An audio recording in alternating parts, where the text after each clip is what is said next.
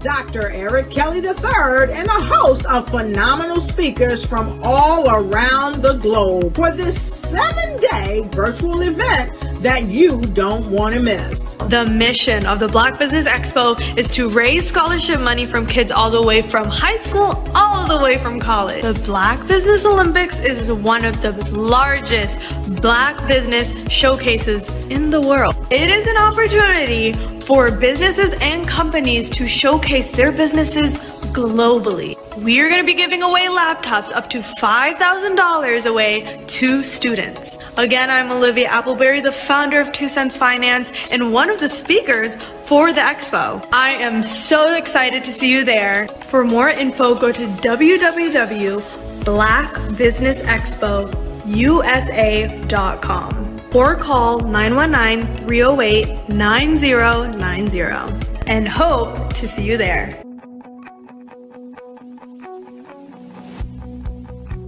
I am Black Business. From the moment I wake until the time I sleep. Yes, I am Black Business. I am Black Business. Tell me, are you Black Business? I am Black Business. Do you support Black businesses? Listen, I support Black business because I am Black Business. Black Business Expo, one of the largest business showcases in the history of Black business in the world. The world! Sign up today at www.blackbusinessexpousa.com or call 919-308-9090. I am Black Business. I am Black Business. From the moment I wake until the time I sleep, I am Black Business. I am Black Business. Are you Black Business? I am Black Business. Do you support Black businesses? I support Black business because I am Black business. Black Business Expo, one of the largest business showcases in the history of Black America in North Carolina. Sign up today at www.blackbusinessexpousa.com or call 919-380-9090. I am Black Business. I am Black Business. From the moment I wake until the time I sleep, I am Black Business. I am Black Business. Are you Black Business? I am Black Business. Do you support Black businesses? I support Black business because I am Black business. Black Business Expo, one of the largest business showcases in the history of Black America in North Carolina. Sign up today at www.blackbusinessexpousa.com or call 919-380-9090. I am Black Business. I am Black Business. From the moment I wake until the time I sleep, I am Black business. I am Black business. Are you Black business? I am Black business. Do you support Black businesses? I support Black business because I am Black business. Black Business Expo, one of the largest business showcases in the history of Black America in North Carolina.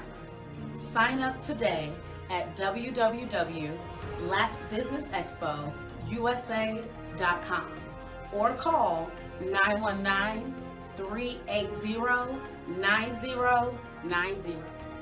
I am Black business. I am Black business. Over the past few years, we've seen the growth of existing and new initiatives focused on financial inclusion, building global networks, and reducing the wealth gap in response to the idea there's not enough seats at the table. Whether their outcomes are to increase the representation of Black executives on corporate boards, ensure an inclusive global economy, or to create new U.S. African commercial pathways, the strategies are often carried out by separate programs. The question is, should they be? With the continent of Africa being home to more than half of the world's fastest growing economies, the youngest workforce, over 400 companies generating more than $1 billion annually, 700 generating more than $500 million annually that are poised for growth, and being the destination of nearly $5 billion in venture capital in 2021. Diversifying U.S. and Africa commercial engagement by building bridges between African businesses and their U.S. diaspora should begin being seen as mutually beneficial. From helping to reduce Africa's enormous capital gap to catalyzing two-way trade opportunities, the COVID-19 global pandemic hopefully has taught us that global challenges and opportunities are more interconnected than we thought.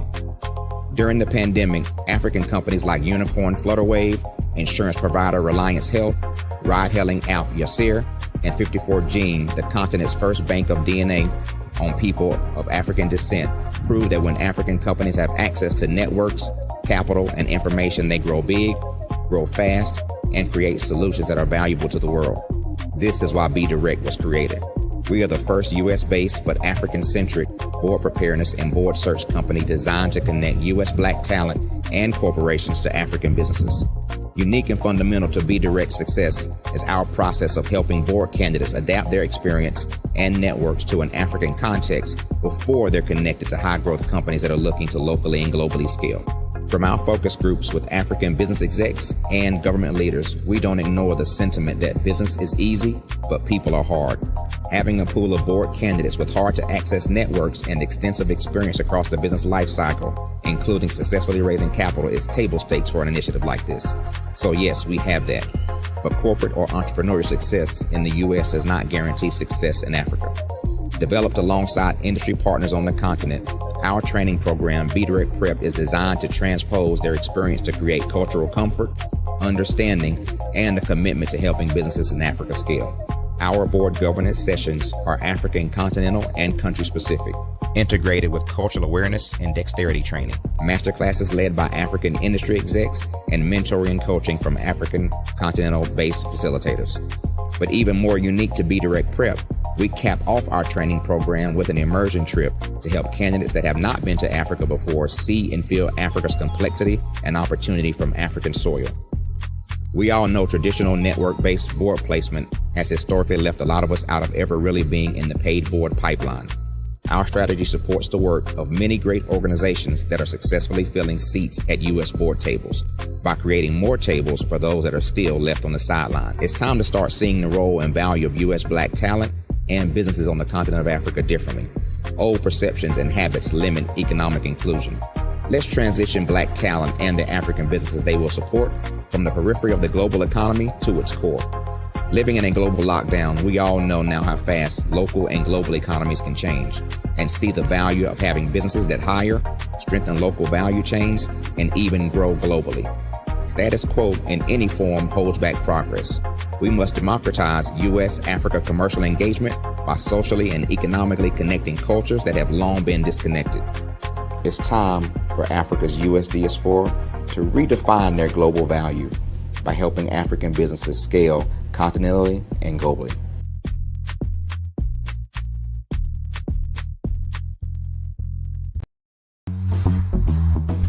Attention all entrepreneurs and companies. Are you looking for reliable and efficient virtual assistants and back office support to help you manage your business tasks? Look no further than Superwoman Business Services. Our team of virtual assistants provides a full range of administrative support services, including operations management, social media marketing, and much more. We also offer website design services to help you create a professional online presence that reflects your unique brand. In addition to administrative support and website design, we offer business development and structuring services to help you grow your business and achieve your goals. We'll work closely with you to identify areas of improvement and develop a customized plan to help you reach your full potential. At Superwoman Business Services, we understand that running a business can be overwhelming and time-consuming. That's why we're here to help you fly high and achieve success. Our virtual assistants are highly skilled, experienced, and dedicated to providing you with the support you need to thrive. Come fly with us and take your business to new heights. Let us help you become the superhero entrepreneur you are meant to be.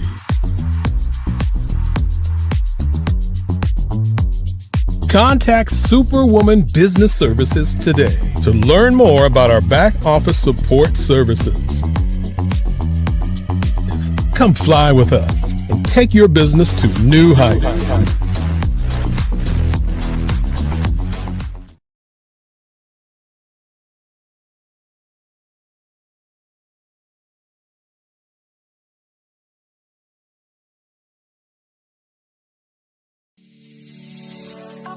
Did you know that our black dollar only lasts for 6 hours in our community? Yet other communities, their dollars last for 19 to 30 days. The Black Wall Street Nation. Black Wall Street Nation. Yes, that's why we created the Black Wall Street Nation. Black Wall Street Nation is a centralized directory available to all black businesses across the world. It was created for businesses like you, the ones that want to start and the ones who have a dream that have already started, such as businesses like Drop in a Bucket Productions, Valito Foods, Sugar Tea Brandy Firm, All the Dazzle, Bun Cakeaholic, Miss Riot, and you. We'll have marketing, seminars, and some funding coming soon just for you. So, we want you to come and join us. www.blackwallstreetnation.com. See you there.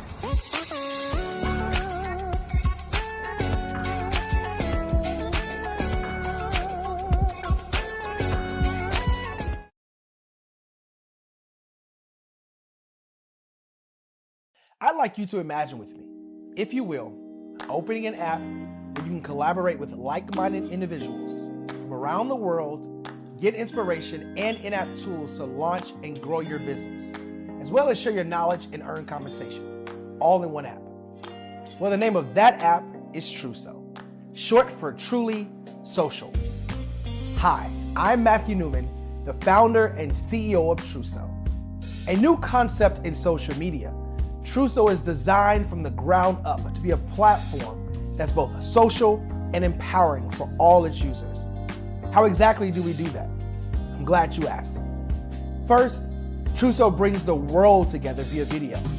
Psychologists assert that video provides a significantly more effective connection than audio only. When you enter a community on Truso, you're face to face. Second, on Truso, you don't have to have 1 million followers to monetize. Our business model allows all hosts and moderators to monetize, no matter the size of your following, by 1, producing fee-based content, and 2, inviting others to join the platform as subscribers. Even more, Truso has an in-app resource library with over 100 free resources, forms, and documents to help you build your brand and grow your business. Third, Truso is inclusive. The deaf and hard of hearing communities make up 360 million people worldwide. Unlike audio-only apps, Truso embraces this community, providing a networking platform that allows them to participate via video and closed captioning. We even have a deaf and hard of hearing foundation in the works as well. Fourth, Trousseau is both social and safe. We refer to Trousseau as a virtual extension of the beauty shop, barbershop, and brainchild of the community. A place where there's laughter, along with wisdom, growth-oriented conversation, and genuine connections in a safe space. Trousseau even has proprietary security to ensure we maintain a safe environment for everyone. Where are we at now? Trousseau is live, y'all. We've launched in beta and we're acquiring users daily. We have an incredible development and marketing team, plus amazing celebrity influencers at the table, helping us spread the word around the globe, beginning within the African diaspora and beyond by creating a safe space for growth, connection, and collaboration. We're truly excited about Trousseau. We've created something special for which there is a global market. And we invite you to embark on this journey with us as a shareholder. The future for Trousseau is truly bright. Join us and let's go there together.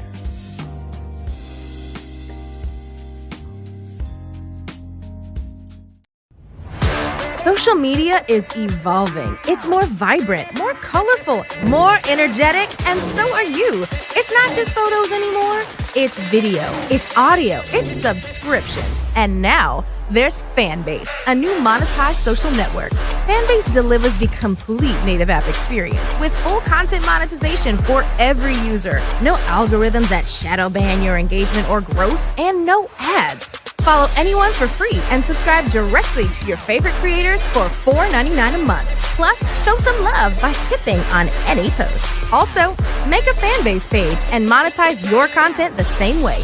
Finally, connect with your followers by posting the amazing content you already create. And now, get paid for it. It's time to energize and monetize, because everyone's a fan of something and everyone has a fan base.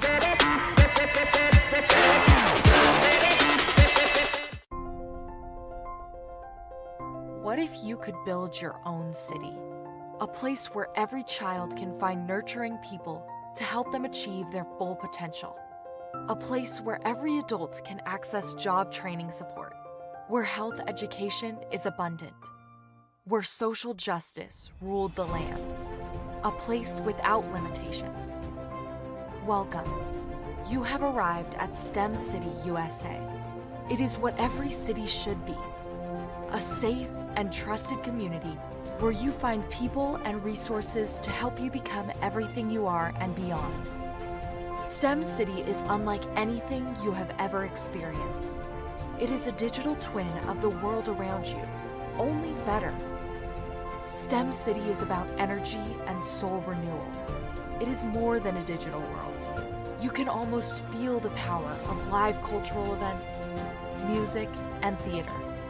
STEM City promises a better future for children with caring mentors and hands-on activities with dedicated tutors to support our youth. STEM City is your passport to a healthy lifestyle with weekly events addressing our community's many issues. STEM City is your financial well-being with helpful information on wealth management, career advancement, job training, and so much more. STEM City is the community you deserve. It is the city where your dreams can come true. STEM City USA, a place in the sky that is accessible to all who reach for the stars.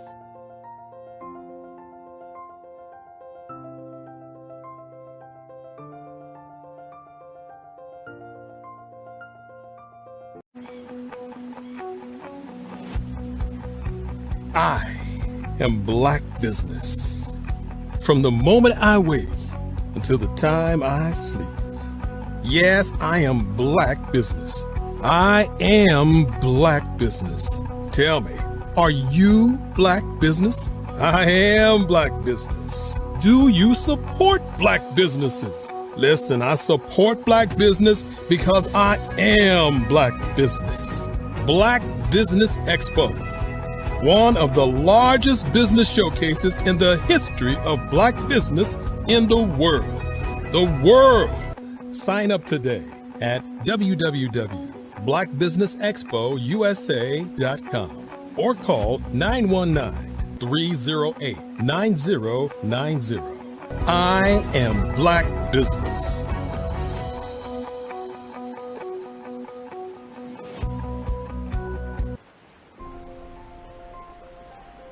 What if you could build your own city? A place where every child can find nurturing people to help them achieve their full potential. A place where every adult can access job training support, where health education is abundant, where social justice ruled the land. A place without limitations. Welcome. You have arrived at STEM City USA. It is what every city should be. A safe and trusted community where you find people and resources to help you become everything you are and beyond. STEM City is unlike anything you have ever experienced. It is a digital twin of the world around you, only better. STEM City is about energy and soul renewal. It is more than a digital world.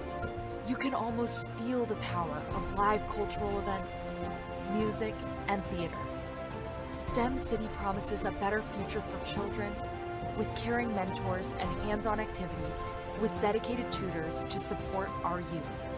STEM City is your passport to a healthy lifestyle with weekly events addressing our community's many issues. STEM City is your financial well-being with helpful information on wealth management, career advancement, job training, and so much more. STEM City is the community you deserve. It is the city where your dreams can come true. STEM City USA, a place in the sky that is accessible to all who reach for the stars.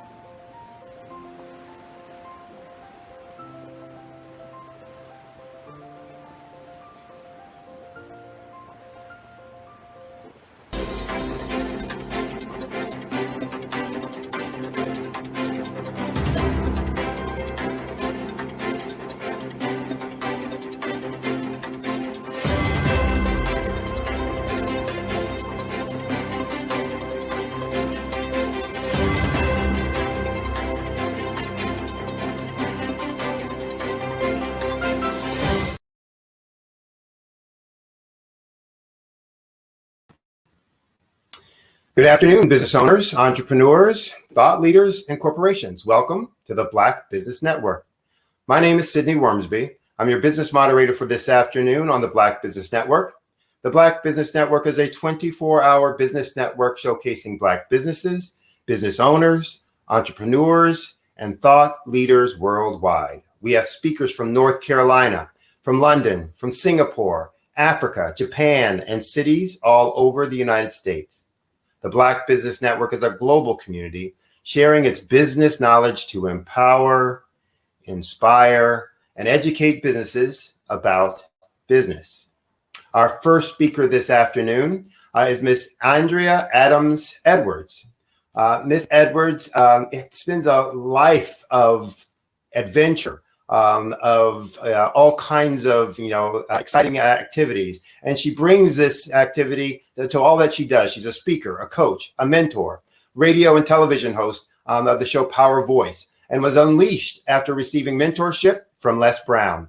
Andrea was also mentored to Think into Results by John Tallarico, and uses this experience through role modeling and self-expression to empower youth to develop public speaking skills, access their inner self-talk, change their mindset, and transform their lives by improving their relationship with themselves and others. She's not only a mother, but also an entrepreneur, a best-selling author, and she advocates for A21.org, whose mission is to end modern-day slavery and human trafficking. A wonderful individual, going to have a lot of powerful things to say. Won't you please welcome Miss Andrea Adams Edwards. Hello, thank you so much for that wonderful introduction.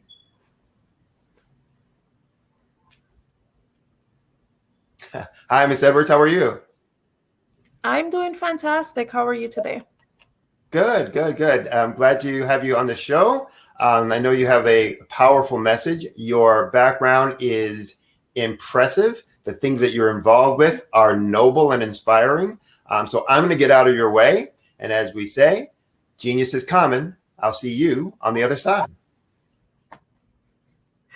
Good afternoon, audience. It is indeed an honor. I'm humbled to be able to share with you some of my expertise on this amazing network. Thank you again, Dr. Kelly, for having me the opportunity to present. I'm just here to share with you this evening on how to craft and promote and profit your path to online course success. So, are you eager to launch your course, but are you uncertain about the necessary steps to take?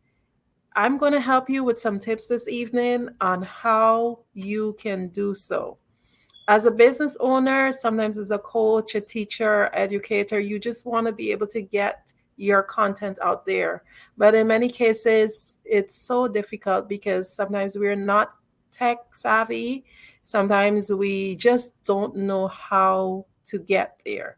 And you know what it said, if you're uncertain, the best thing to do is to ask. It really lends help in that learning curve. In today's session, you'll discover the benefits of having an online course, understanding the e-learning platforms, their cost, and how to choose the right one for your needs, a step-by-step guidance on creating your perfect course, harnessing the power of AI in course development, and effective strategies for marketing and selling your courses. So let's get to it. So we're going to first create by looking at some of the advantages of having an online course. Some of them are the huge market. There's a huge market for online courses. There is a possibility of increased income. You can leverage your time. You know, time is money. You can create more leads for your coaching business. You can set your positioning in the market. You can better impact the world. And you can take the content that you've made for your course and you can repurpose it. So, in terms of being able to have a piece of the pie, as we call it, the online marketing or the e-learning market was valued at $197 billion, and that was in 2020. And guess what? It's expected to grow. So why not just grab a piece of that pie? By 2030, it's expected to be valued at about $840 billion in income from online platforms. So make sure that you do not miss out. So this year is actually a growth rate of about 17.5%. That's between 2021 to 2030. I know that sounds like a lot of information, and we really and truly just want to get down to how do you do it. So some other advantages that we have is increased income. As a coach, there are numerous ways to earn your income. Group coaching is actually one of the most popular ways. For me personally, when I started out coaching, I just wanted to do one-on-one coaching. But after coaching many persons one-on-one and going through training, I realized that, hey, there's a great love and appreciation for group coaching. There's so many advantages of it. And one of the advantages is actually your time. Since the pandemic, the demand for remote learning has increased, and so has the potential to increase your income by offering services. An online course helps you to earn that additional income outside of your traditional job. You might have noted, like many of the speakers that we have here, they're business owners, but quite a few of them also have that 9 to 5. So what I encourage you to do, if you have a message or you have a course, you have something to do, why not create your 5 to 9, as I call it, where you can earn additional income? So as I said, you get to leverage your time better, which is another advantage. Having a course moves you from working not only with one-on-one clients, but to many, because this means you can serve and help more people in your target market with the skills that you have. By creating an instructional video and publishing it online, anyone across the globe can learn at any time of the night or day. Your students will be able to watch your videos on their own time, which means that they don't have to take time out of the day just so that they can learn from you.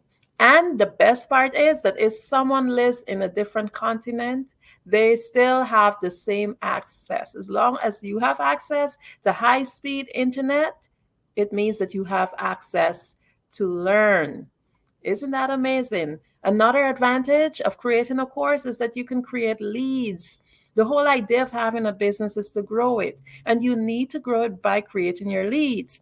So if you're putting together an e-course, you can help your students online and get them to take a higher price course. So for example, you already have a course and your students would have already gained trust in you. You would have already built that rapport. You can introduce your course, your new course, from an existing course.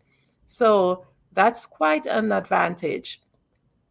Next, you can have a great positioning in the market. Having another layer to your offers or your products is always and has always been one of the greatest things a business can do. Many times we engage in leads in terms of having layers, because sometimes we buy something and before we know it, we're buying something else to complement that. This is the same way your course works.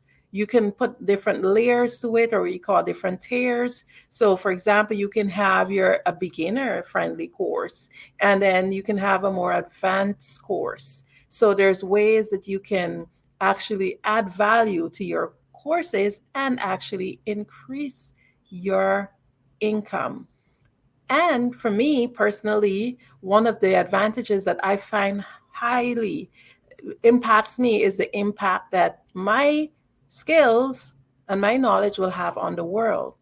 What a great thing. If you have a coaching business and you're working on one-on-one, one of the things that you will find is that most of the clients have the similar or the same conversations. And I can give you a personal example of that, because when I started coaching, I wanted to do empowerment coaching. And after I was going through my hours to gain my certification, I realized that there are two things that each person had in common, and it was communication issues and relationships, and they could not exist without the other. And for me, it just went back with everything else that I believed in. I'm still able to empower people, but I have a better understanding now of communication and relationships, and I can help people who really want to know more about that or to solve a problem relating to them. A lot of your client sticking points are common, and guess what? If you write a course, many people will want to benefit from it. There are also ways that you can go online. There's certain websites where you can learn what people are looking for. But we'll talk about that as we move forward. Now, the other thing you can do, another advantage, is to repurpose that content. Yes, you spent your time, you made your videos, you write out your coursework, you did all of that. Maybe you even have videos of in-class teaching, whatever it is, but you can repurpose all of that content. The content you create for your e-learning platform can be repurposed for many other platforms. It could be used as blog posts, for social media mentions, emails, mini courses, lead magnets. Content is often key to conversations and growing your business. So you have a course ID and you understand the numerous advantages of creating and selling this course. But how do you transfer it from the thought to online? Because it's one thing to be maybe in your computer or in your brain, but how do you get it online where you can actually have someone click and convert it to money? What exactly is an e-learning platform, or what we commonly call online course platform? An e-learning platform is also referred as an online learning platform. We use the terms interchangeably, and it's a digital setting for students to learn in, basically. This means that the knowledge gained through the access and the absorption of educational content can take place live at set times or through pre-recorded lessons completed on your own time. When creating a course, you will want to determine which platform is best for you. According to an article, I like to do my little research online. This here would have been a website, an article by Badura Mani, dated on February of this year. It's on sellcoursesonline.com. You can check it out. It's entitled 19 Best Online Course Platforms for 2023, Tried and Tested. Thinkific rated the highest standalone platform. And this was followed by Kajabi, then Teachable. So I'm just going to share with you the list of 10, but there are like 19 they mentioned in the article. And believe you me, this is not an exhaustive list. So Thinkific ranked number 1, then it was followed by Kajabi, Teachable, Newzenler, LearnWorlds, Padilla, Mighty Networks, LearnDash, Udemy, Talent LMS. I know that you guys might have heard of quite a few of them. And I myself, I would have tried some of them on free trials and try to learn them to see what the differences are. For me personally, my favorite, when I balance it between price and what was necessary for my learners, I ended up leaning towards LearnWorlds. But they're all unique and beautiful in their own way, depending on what is it that you're trying to achieve. So we have an idea of where these platforms are. But one thing as a coach, especially if you're trying to balance work and building a new business, is cost. How much does it cost? Some of them are free, some you do have to pay. And the difference in terms of price is always the tiers and what is it that is being offered. So the higher the price, the more advantages you have.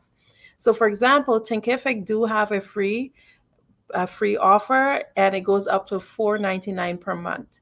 Kajabi starts at $149 to $3.99 per month. Teachable, they have a free platform, and their highest tier is $2.99. Newzenler starts at $67, and it ends highest tier is $197, and this is per month. Mind you that with most of these platforms, you can pay for an entire year at a bigger discount, but it depends from platform to platform. Number 5, it's LearnWorlds, and they start at $29, their lowest tier, and their highest tier is $2.99. I'm not going to mention the rest. The rest of them, you can do your research. I shared the webpage with you guys, so you can research and see what is best for you. I only listed the top 5 from the article. However, when you're selecting a platform, ensure that you read the benefit that comes with each price tier, because this will help to determine which is best according to your current needs and, of course, your budget. The platform that you choose varies depending on your economic resources. And every instructor has a unique teaching style. Therefore, the course material will be delivered differently per instructor. So you may want to create a do-it-by-yourself course or a hybrid course with one-on-one and group classes mixed with a do-it-by-yourself material. It could be mixed up. It could be one-on-one. But whatever it is that you as an instructor need to get that end result, you will have to think it through and choose a tier that matters. So all the factors determines the complexity of your platform. So it's something you really do have to think about. What is it that you're offering, and how can these platforms best serve you? So the platforms all have their tiers. Of course, as I mentioned before, some free, the free ones have very limited capabilities. Because, for example, if you may want to teach an in-person class as part of your course curriculum, but if you have a free platform with a free account, with the platform, this feature might not be available. So I'll give you an example. With LearnWorlds, you can actually create your live sessions, and it links directly to your Zoom account. But if you have a free account or maybe the lowest tier, you might not be able to create live sessions in a specific e-learning platform. So you have to decide what's happening. In a case like that, it means that you would have to come out individually and send emails out to your students. Whereas if you have the live sessions, your students can sign into the platform and they can have direct access to the live sessions without you having to send out an email with links and all sorts of other things that take away from your time. So basically, in order to determine which platform is best for you, you have to consider the IT expertise. That's one. And secondly, your budget. In terms of your IT expertise, you have to determine how familiar you are with IT and how user-friendly is the platform. Because you may be a little bit IT familiar, but still that platform may be a more complex platform. So those are all things you have to consider. The second thing, of course, is your budget or your financial resources. How much are you willing to pay, depending on what your needs are? Do you need to pay for additional help to upload and maintain the course? Each course material creators need differs. So remember that the individual need has to be analyzed, and this is a critical part in determining what you are doing. So you have your course ID. You understand that there are advantages of creating your course. You've studied your platform options. You have different platforms you can put this course on, and you've selected the best platform. So what you are basically ready. So, but how do you start? You have this information, but where do you start? So the first thing you have to do is to ensure that you create that ideal course, because you don't want to just have your ideas scattered all over and there is no kind of, there's nothing format to it. So to create your ideal course, you have to, of course, have a course title. You should test the idea. You should do extensive research on the topic. You should write the course outline, and you should plan lessons. And each lesson should be planned with a goal. And you must ensure that it's tangible. And once you've done all of that, then you can definitely upload and sell your course. So let's go back to creating your course title. We're going to dive a little bit into that. So you must know your audience. You must choose clear over clever, because some course title sounds really, really clever, but you don't know what is it that they're trying to sell. And you should use attention-grabbing words. And of course, focus on the outcome. Because the main reason why somebody does a course or sign up for something is because it's a problem that they need to solve. So if you can have that problem highlighted, or the solution, I should say, because it's an outcome we're focusing on, highlighted in the course title, then you will get the attention that you need. Now, you should test the idea, of course. It's important. This is actually one of the most important steps, because you want to be sure that there's sufficient demand for the topic. Before going to work, measure the demand for the topic at hand. Ask a group of friends, as well as your existing audience, what they think of the subject you have in mind. You can test it out by sharing polls online or forums to your audience. You can make a short tutorial first, monitor its performance, see how many people are looking at it. Then you can follow up on the tutorial on social media or via email, asking your audience if this type of material is something they're interested in. You can also use websites such as answerthepublic.com to gather information. What this website does is tell you what people are asking for. It actually gathers, it's like an AI website that gathers details and gathers data on what people are asking for. What are they asking for in the search engines? So you can see those hot topics, and if you can solve whatever problem is there, then you can go right ahead and have that course launch. Of course, you need to do extensive research on the topic. As the expert, you never want to find yourself sharing incorrect information. That will definitely quickly damage your reputation. So ensure that you have extensive knowledge on the topic. As part of your thorough learning process, go beyond what the course attendees will actually expect. Go beyond what they can find on Google. Go to libraries, go wherever it is you got to go, to special webinars, and go to even your competitors' classes. see what they have to offer. Also, you can perform keyword searches. Of course, we have the internet, so make sure you utilize that fully.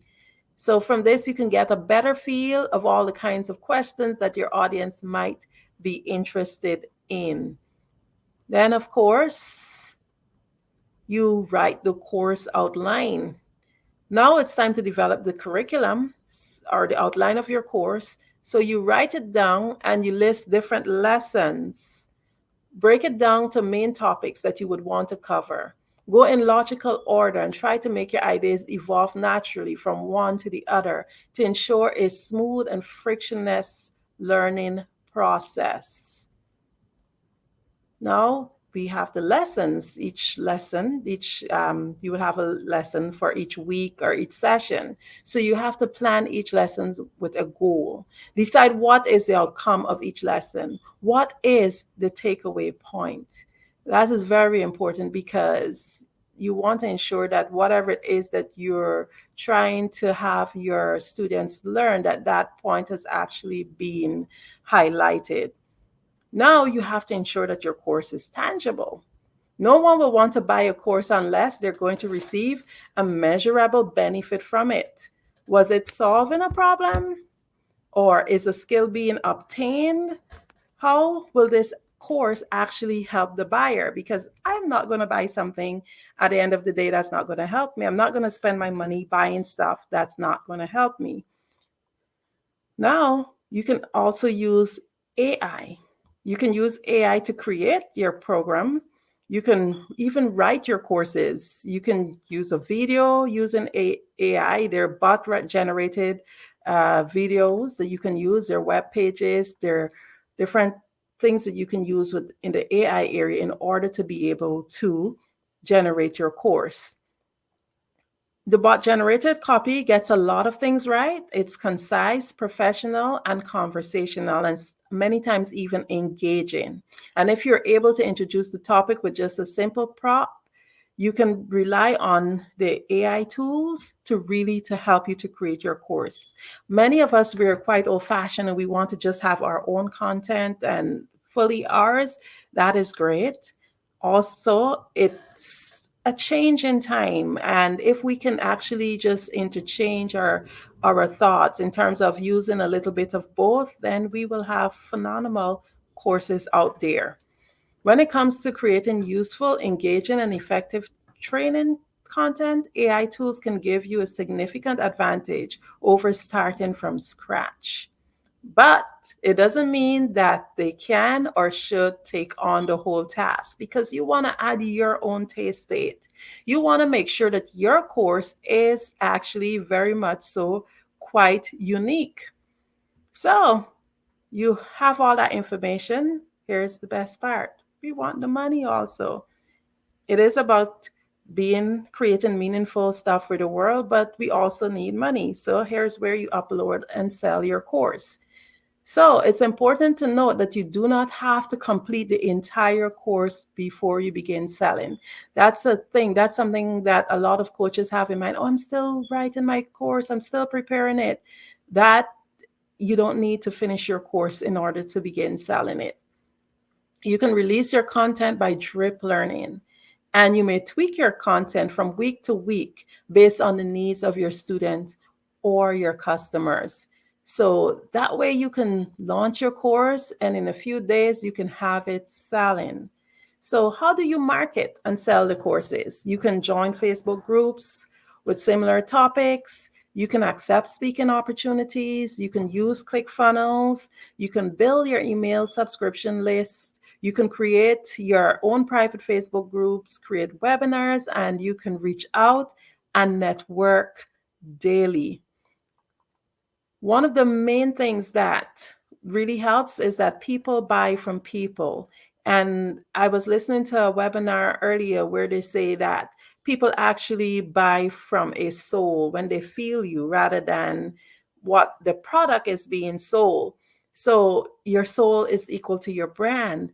And one of the things that we fail to realize is when we actually reach out, we are creating meaningful connections And people are they release and they spend easier when they feel as if they know who they're buying from. So you can create your Facebook group. That's really one of a very lucrative way of doing it, because if you already have a group and you already know the interest that they have, Facebook group actually creates like exclusivity, and it helps you to know what your people want. People go looking for groups for things that are in their interests. So, for example, if you create a group on self-love and you have people keep coming into the group and it's growing, you know that these people already they're looking for your content. And it also helps you to create meaningful relationships with your customers, because your customers would have already started to know you better. And once you've created that group, then you can easily put out posts saying, hey, I have this course, would you be willing to join? And then it's easier for you to sell it that way. So this here, what I've shared is not an exhaustive list of the ways to create or how to market or how to sell your courses. There's so many other ways out there that you can do it. But this here gives you a guidance, it gives you a start. The entire idea is just to be creative. Most of all, be consistent, because consistency is what gets you there. And think outside of the box and be authentically you. Now, if you would like to be coached and also learn more about this topic, you can visit adornamelearninginstitute.com. I am Andrea Adams. I am a mindset, communication, and relationship coach. I can be reached at Linktree Adorname, Linktree/Adorname. I want to say thank you again to Dr. Kelly and the team at the Black Business Network for giving me this opportunity to be able to share a little bit of my knowledge with you. And hopefully I can expand on this if I'm invited to be here again next month. Thank you so much. Well, you will definitely be invited to be back again with all that info and insights, etc. So really appreciate it. Just for folks to connect with you, if you could spell out your contact info. I didn't hear you do that earlier, but just to make sure somebody doesn't go to the wrong space or can't find you, etc. Could you say the best ways to contact you and spell that out for them? Certainly. My best way to be contacted, which I prefer, it's via Linktree, which is very popular now. So once you type in Linktree, you place / and you do Adorname, which is ADORNAMI. Linktree / Adorname. Okay, great. And that's your preferred, you said, right? Yes. Okay. Well, again, we really appreciate you being on. It was great information. Look forward to you being back again with this and other topics to communicate on. And look forward to hearing more about the adventures that you're on. It's quite a list of yes. things that you're doing.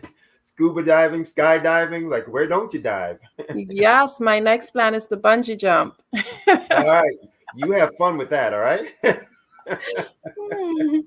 All right. Remember, genius is common. We'll see you on the other side. Thank you.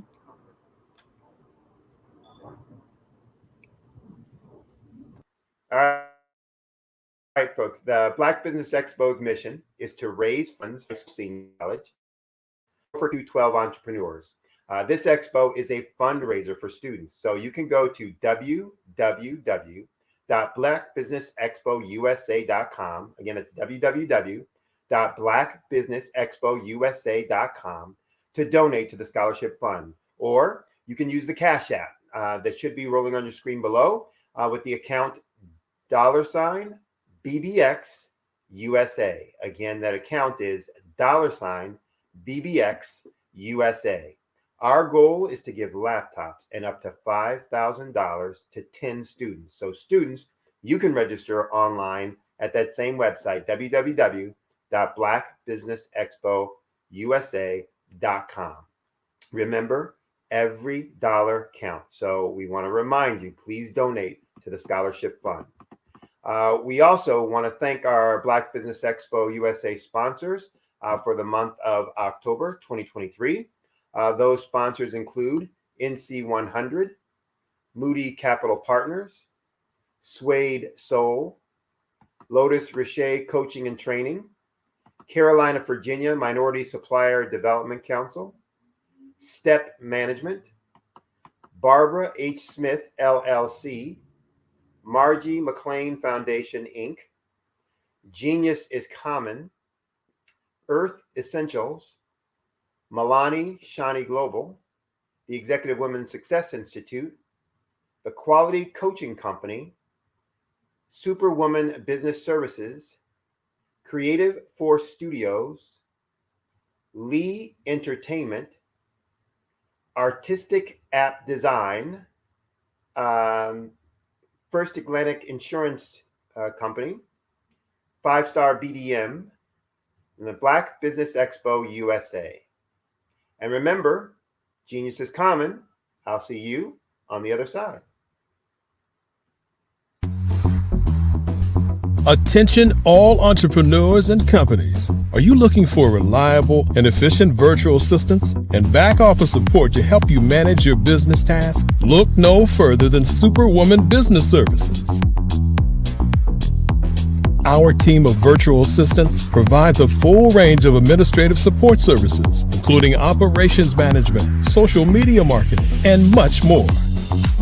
We also offer website design services to help you create a professional online presence that reflects your unique brand. In addition to administrative support and website design, we offer business development and structuring services to help you grow your business and achieve your goals. We'll work closely with you to identify areas of improvement and develop a customized plan to help you reach your full potential. At Superwoman Business Services, we understand that running a business can be overwhelming and time-consuming. That's why we're here to help you fly high and achieve success. Our virtual assistants are highly skilled, experienced, and dedicated to providing you with the support you need to thrive. Come fly with us and take your business to new heights. Let us help you become the superhero entrepreneur you are meant to be.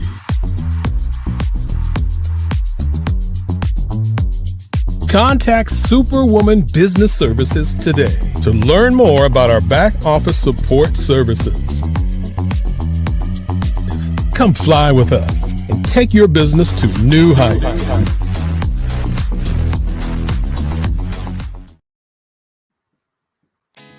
Did you know women represent just 3% of Fortune 500 CEOs and less than 15% of corporate executives at top companies worldwide?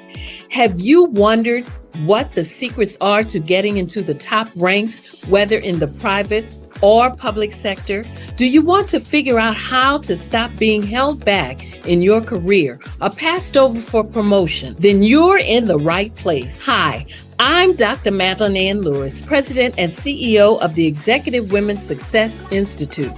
I have decades of experience in the military, the federal government, and corporate America, and my mission is to help women succeed and tap into their full potential.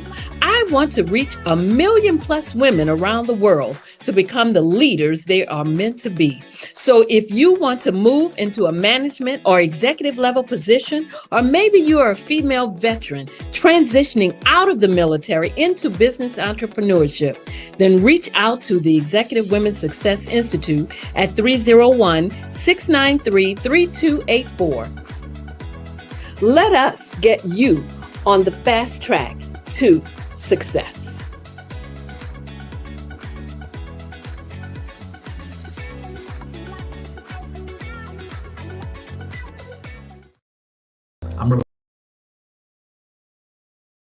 I'm Ramon Gray, founder of Smart Hustle Magazine and smallbiztechnology.com.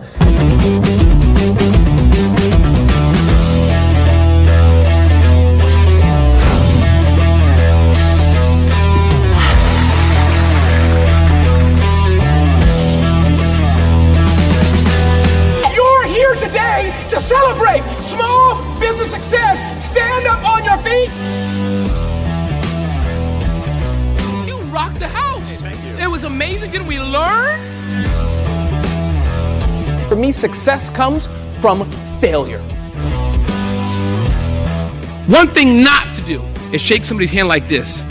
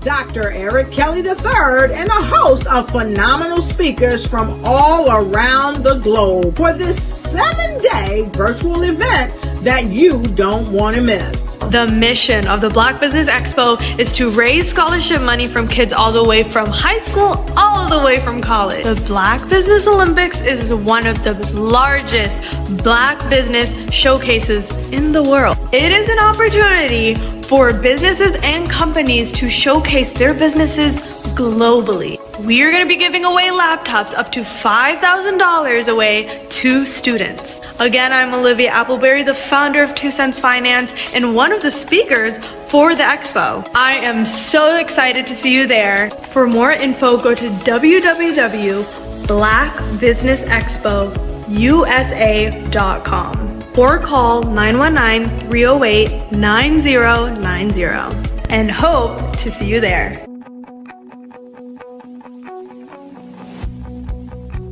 I am Black Business. From the moment I wake until the time I sleep. Yes, I am Black Business. I am Black Business. Tell me, are you Black Business? I am Black Business. Do you support Black businesses? Listen, I support Black business because I am Black Business. Black Business Expo, one of the largest business showcases in the history of Black business in the world. The world! Sign up today at www.blackbusinessexpousa.com or call 919-308-9090. I am Black Business. I am Black Business. From the moment I wake until the time I sleep, I am Black Business. I am Black Business. Are you Black Business? I am Black Business. Do you support Black businesses? I support Black business because I am Black business. Black Business Expo, one of the largest business showcases in the history of Black America in North Carolina. Sign up today at www.blackbusinessexpousa.com or call 919-380-9090. I am Black Business. I am Black Business. From the moment I wake until the time I sleep, I am Black Business. I am Black Business. Are you Black Business? I am Black Business. Do you support Black businesses? I support Black business because I am Black business. Black Business Expo, one of the largest business showcases in the history of Black America in North Carolina. Sign up today at www.blackbusinessexpousa.com or call 919-380-9090. I am Black business. I am Black business. From the moment I wake until the time I sleep, I am Black business. I am Black business. Are you Black business? I am Black business. Do you support Black businesses? I support Black business because I am Black business. Black Business Expo, one of the largest business showcases in the history of Black America in North Carolina.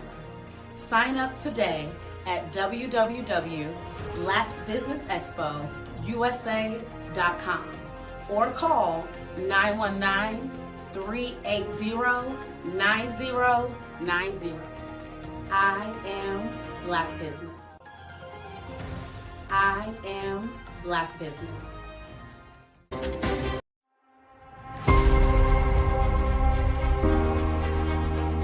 10 breaths. And we're going to do this by keeping our eyes open. So often we want to close our eyes and separate ourselves. But in this case, you want to make your reality the same inside as it is outside. So keeping your eyes open at a soft gaze. Cordelia Gaffar, a very interesting lady who is poised and focused on one of the most significant issues facing professional women nowadays. Cordelia is a ultimate joy goddess who really focuses on the important connection between pleasure and productivity. How do we actually connect our physical bodies, our embodied wisdom as women, into the work that we do in a daily goal-focused project or in our profession? Cordelia is going to help enlighten us on that. Welcome, Cordelia. Thank you so much for joining Women of Truth. We're nominated for the Health Thought Leadership Award, which was this award which you'll be getting in Dubai in 2024. But today we wanted to get to know you. So I started doing workshops in my local mosque. Yes, I'm Muslim. And so one day at one of those workshops, that was.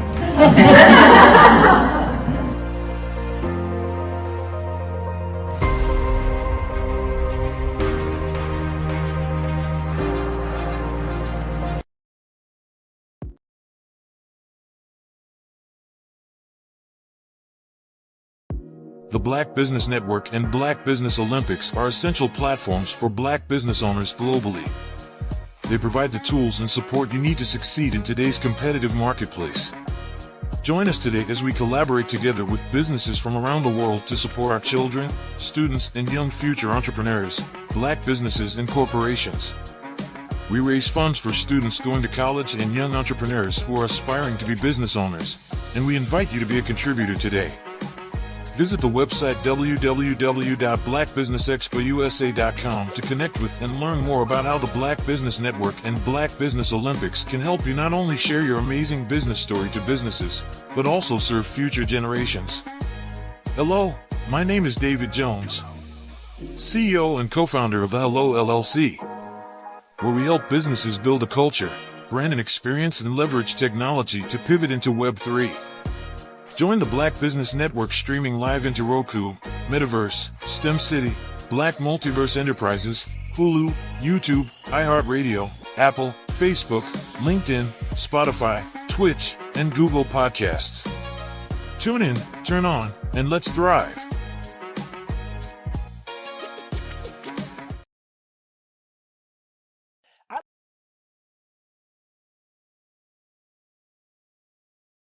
I'd like you to imagine with me, if you will, opening an app where you can collaborate with like-minded individuals from around the world, get inspiration, and in-app tools to launch and grow your business, as well as share your knowledge and earn compensation, all in one app.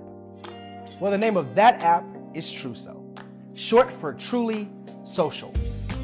Hi, I'm Matthew Newman, the founder and CEO of Truso. A new concept in social media, Truso is designed from the ground up to be a platform that's both social and empowering for all its users. How exactly do we do that? I'm glad you asked. First, Truso brings the world together via video. Psychologists assert that video provides a significantly more effective connection than audio only. When you enter a community on Truso, you're face to face. Second, on Truso, you don't have to have 1 million followers to monetize. Our business model allows all hosts and moderators to monetize, no matter the size of your following, by 1, producing fee-based content, and 2, inviting others to join the platform as subscribers. Even more, Truso has an in-app resource library with over 100 free resources, forms, and documents to help you build your brand and grow your business. Third, Truso is inclusive. The deaf and hard of hearing communities make up 360 million people worldwide. Unlike audio-only apps, Truso embraces this community, providing a networking platform that allows them to participate via video and closed captioning. We even have a deaf and hard of hearing foundation in the works as well. Fourth, Truso is both social and safe. We refer to Truso as a virtual extension of the beauty shop, barbershop, and brainchild of the community. A place where there's laughter, along with wisdom, growth-oriented conversation, and genuine connections in a safe space. Truso even has proprietary security to ensure we maintain a safe environment for everyone. Where are we at now? Truso is live, y'all. We've launched in beta and we're acquiring users daily. We have an incredible development and marketing team, plus amazing celebrity influencers at the table, helping us spread the word around the globe, beginning within the African diaspora and beyond by creating a safe space for growth, connection, and collaboration. We're truly excited about Truso. We've created something special for which there is a global market. And we invite you to embark on this journey with us as a shareholder. The future for Truso is truly bright. Join us and let's go there together.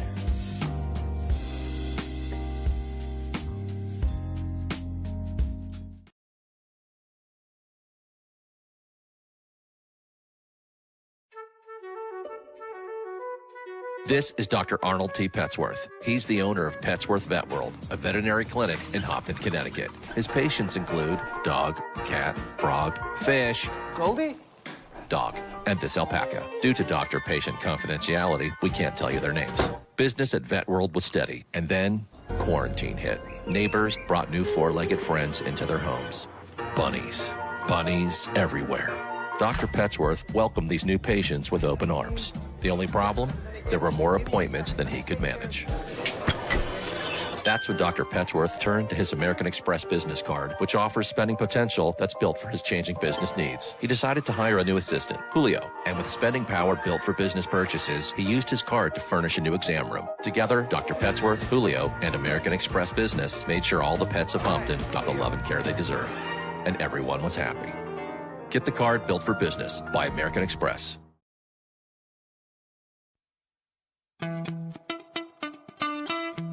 How many times have you been asked to help someone you didn't even know? A student, a business entrepreneur?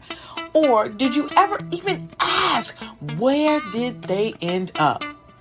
That business, that friend, that entrepreneur. Well, just maybe they ended up in a gang, bankrupt, homeless, or worse, dead. Maybe they turned to crime, drugs, and alcohol. Did you ever wonder? Did you destroy their dream, or was your life always so easy? At the Black Business Olympics, we started a movement to help students complete. Give them hope and foster success. Help them to leave their dreams of providing laptops, computers, and up to $5,000 in scholarship funds. Today, we ask you to help a student a business owner, or an entrepreneur to realize their dream by sponsoring them, supporting them, and buying from them. Consider this. With $1.6 trillion in our Black community, we only ask for a small donation for our students, our businesses, and our entrepreneurs. And you can change a life today. So I ask you, what are you going to do? Sit on the sideline and watch our students in high school be leaving, miss out on their dream from lack of resources? Or are you going to donate to the movement and change their future and yours as well? Give us a call today at 919-308-9090. Change their life by investing with action to the Black Business Olympic Fund. The Black Business Olympics, one of the largest business showcases of Black business in the history of the world.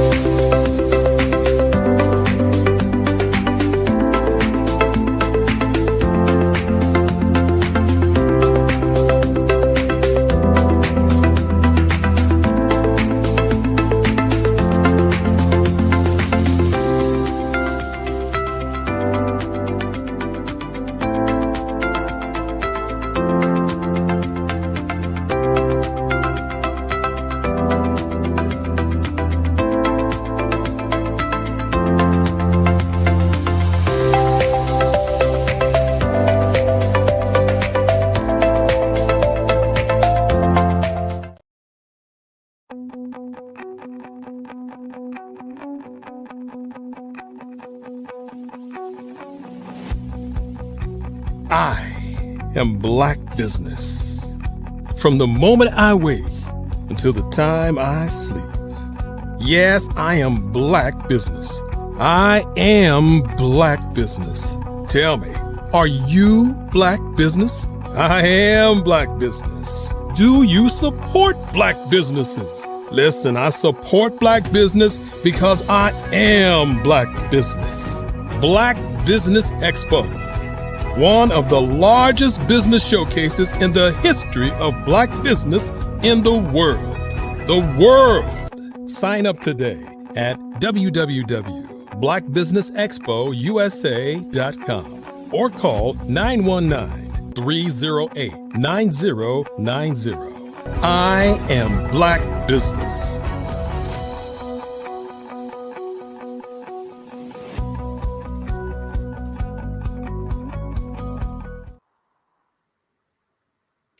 Good afternoon, business owners, entrepreneurs, thought leaders, and corporations. Welcome to the Black Business Network. My name is Sydney Wormsby, and I'm your business moderator for this afternoon on the Black Business Network. The Black Business Network is a 24-hour business network showcasing Black businesses, business owners, entrepreneurs, and thought leaders worldwide. We have speakers from North Carolina, London, Singapore, Africa, Japan, and cities all over the United States. The Black Business Network is a global community sharing its business knowledge to empower, to inspire, and to educate businesses about business. Our next speaker this afternoon is Miss Cordelia Gaffar. Miss Gaffar is the ultimate joy goddess, a soul medicine woman guiding women to have multiple orgasmic sex every time. She's a holistic healing practitioner, certified in sports nutrition, and a certified Movement 109 facilitator. As a CEO of Workout Around My Day, Inc., Ms. Ghaffar is a globally sought-after speaker, workshop and movement facilitator, a 4-time best-selling author of not 1, not 4, but of 8 books, including America's Leading Ladies with Oprah Winfrey, and a host of her personal podcast, The Free to Be Show. Cordelia is inducted into the Global Library of Female Authors in 2020 and is the recipient of multiple awards, including the Top National Influencer, Sexy Brilliant Leader, and the Brains Global 500 Award of Influencers and Entrepreneurs for 2021 and 2023. She's also won Podcast of the Year in 2022 and was named Best Podcast Host from Powerhouse Global in 2019. She left her position as a CFO for a small IT firm in Washington, D.C. 19 years ago to homeschool her 6 children and to do all those other things that I talked about earlier. She's been featured on American Media Meditating Radio, British Muslim TV, South African Radio 786, Soul Wealth Radio in Washington, D.C., and Fox News. She's a busy, busy lady. I present to you Miss Cordelia Ghaffar. Hi, Sydney. How are you? Good to see you again. I'm great. Good to see you too. Yeah, and you know what? There's more stuff that's not on there, but I'll tell them in my presentation. Well, I don't know how you get time to do all that stuff. That's amazing in terms of the things that you've gotten involved with. But it also, the number of awards and recognition that you've received really speaks to the power of what you do, and the power of what you say, and how people connect with that. So I'm going to get out of your way so you can show them all of that info. And as we say, genius is common. I'll see you on the other side. Thank you, Sydney. So today I want to start out with one of my favorite quotes from one of my favorite people. Self-care is cool now, but once upon a time it wasn't. And I say that Eartha Kitt is the original self-nurturing distinction here, diva. And so I want to begin with this quote as I'm sharing with you today on 4 ways to align yourself for receiving, okay? The price you pay to be yourself is worth it. And when I say receiving, I'm the ultimate joy goddess, helping women to be multi-orgasmic. And statistics show that 62% of women are sexually unsatisfied and 80% don't even have orgasms. So what I'm not going to talk to you about today is how to have an orgasm, but in order to have an orgasm, you must be in a frequency of receiving. And so this, in this way, I will give you a viewpoint from how to nurture yourself for that.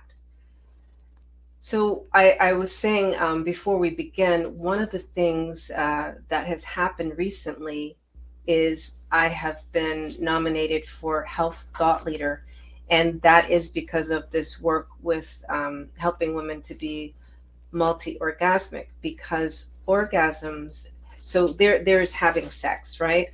And which is good for health. It's a good physical activity. However, if you don't have that inner spiritual alignment and free your body, your nervous system, and your muscles to receive, then it doesn't lower your blood pressure. It doesn't help you with your immune system, and it doesn't adjust your gut flora, which is the mind behind our immunity. So I have created 2 processes. One I mentioned in this book, my foundational Replenish Me process, and my Detached Love book.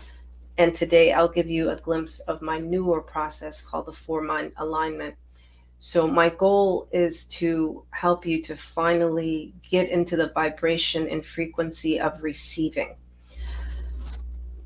So what we're covering today is, number 1, I have these 4 minds, right? And the first mind is the lotus verse, which is your reproductive organs. The second mind is your stomach mind. The third mind is your heart mind. And the fourth mind is your brain. And so let's first understand that when I say lotus verse, yes, in the physical form, we are talking about the reproductive organs, but on a larger scale, also hear everything I say from a spiritual perspective. Your lotus verse literally is the portal between worlds. And so how can you adjust yourself to be in the receiving? Oftentimes, when women have sexual dysfunction, they are recommended to implement a practice of self-pleasure. Well, the great news is part of the reason I started my Free to Be show is to have conversations with real people that are actually implementing things that are recommended to see how well it actually works, because I love to research, not just through reading, but through conversation, case studies, and experiential stuff with myself. And a recent guest on the Free to Be show, who is now an intimacy coach, once upon a time was not multi-orgasmic or even orgasmic, and self-pleasuring did not help her with that. So if this sounds like you, please listen in. What I am calling you to do is not to aim for any kind of outcome. Just be in the awareness of your body. There's so many parts of our body that give us sensation, right? We often hear that we're spiritual beings living in having a physical experience. And to that point, we have spiritual senses as well as physical senses. So when I am inviting you to experience your lotus verse as the portal between worlds, that is being in the awareness of the sensation of your body. So just simply, using your fingertips to touch perhaps parts of your body that are not normally touched. And it doesn't even have to be your genitalia. It could be your toes, it could be your kneecaps. It could be the back of your calves, but just be in the practice. During the day, right? A lot of the women I work with are really, really intelligent. And so they're always up in their heads. So one of the practices I tell them to do is just touch your body. You can simply hug yourself. So simple, right? But that little squeeze is a recognition that you live in a body and that body needs something. And sometimes when you hug yourself, you'll be in the awareness of, oh, it feels good to be compressed. And in fact, studies also show that we need 8 hugs a day to survive, right? So think about that in terms of how many hugs you're getting, and 12 to actually thrive. So if you're having a bad day every day and you're always stressed out, check in with your how often you're being touched, how often you're touching yourself. And again, I am not talking about a self-pleasure sexual practice, but a non-sexual practice that allows you to experience the pleasure of your body. Now, how does that get to be a spiritual experience with your lotus verse? Quite simply, once you reintroduce sensation to your body, then you will also unthaw. I guess I call it numbing, right? So a lot of women are numb just simply because they don't feel, right? And the not feeling is because they're not receiving touch and they don't practice touch. And so when you practice touch with your lotus verse, and that would be just holding onto your hips, maybe just touching your waist, or massaging, your glutes. These are ways to reawaken sensation in your lotus verse. And the most remarkable thing that I've noticed with my clients when they do this simple practice is they get messages. Yeah. And I say that those are divine inspirations or intuition that come through when we relax our muscles and our nervous system enough to accept divine wisdom. And we always, there's so many chakra systems. They say that there are actually 108 chakra systems. And if you're not familiar with it, I do briefly discuss it in my book. But if you've ever taken a yoga class, they'll talk to you about your crown chakra, your third eye, and things like this. Well, your what did I bring up? Chakras. Oh, no, I'm falling off. Anyway, the point is, when you that's why I brought it up, right? So we often hear that divinity comes from the crown chakra.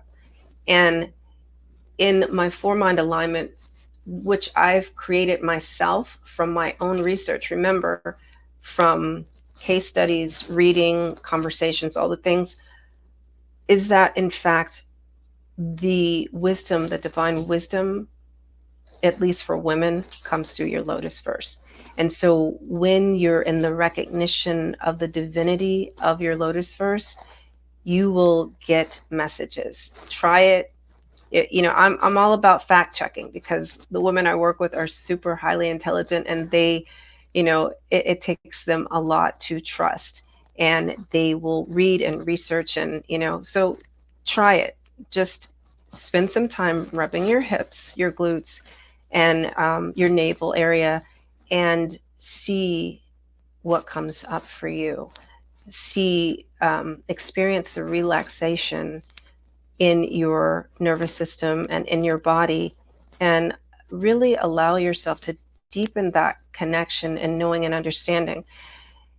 And I mean, quite obviously, I'm the mother of 6 children, right? And 4 of them were born at home. So I've experienced that portal between worlds during the labor and delivery of my children. And it really, it is a divine experience to have between worlds. And you can experience this whether or not you've ever had a child. The other part of helping cultivate that relationship with your lotus verse is for women out there who are single. You will have a new appreciation of your body and who is qualified to be in that spiritual space with you. Because when you have intercourse, you are inviting someone into your spiritual courses. So there's that. And I'll leave that part, there, but just understand the number one alignment is an invitation to creating a relationship and cultivating a regular relationship with your lotus verse, and that's a non-sexual practice. Okay, so now the second alignment that I want you to think about is, what is your relationship with your stomach mind? So at the beginning, I said that your gut flora is the mind behind our immune system. And again, along the lines of inputs, right? Do you eat to live, or do you live to eat? Think about that for a minute. Which is it? So one of my certifications is in sports nutrition, but I also practice Unani Tip, which is a traditional Islamic practice of using food as medicine. And actually here, I'm going to tell you 2 stories.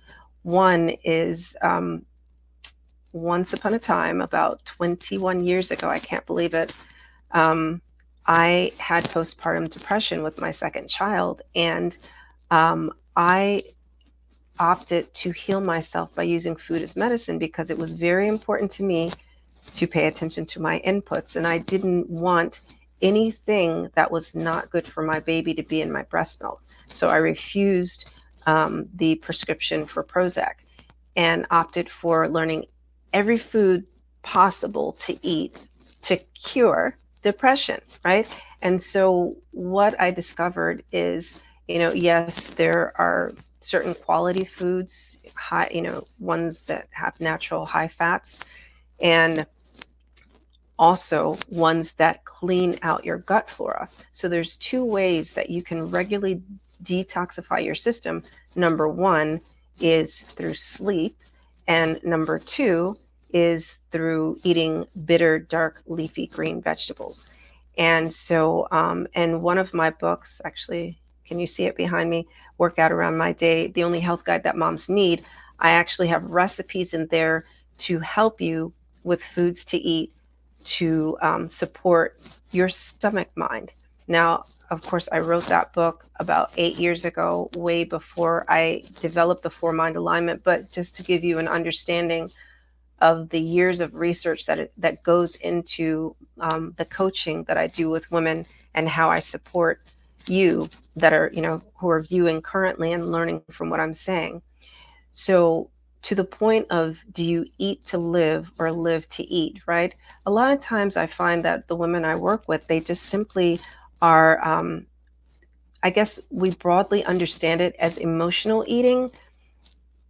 And I would call it mindless eating, actually, because when you don't take the time to feel the texture of the food on your tongue, the pleasure and sensation of the flavor, right?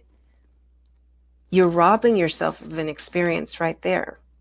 And one of the stories I like to share when I talk about food is when I was a little girl, my grandmother, who's Native American, she used to tell us to chew our food 50 times. And of course, it makes sense. Kids have small teeth. And the truth is, she just didn't want us to talk while we were eating. And as an adult, I still chew my food, not 50 times because my teeth are bigger.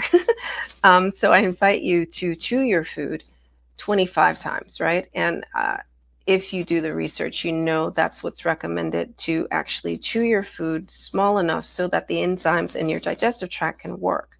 And so that the importance of those enzymes working and the digestive juices working is, it creates your gut flora, and it also helps you to extract your digestive system to extract the nutrients that your body requires to go into your bloodstream, your lymphatic system, and your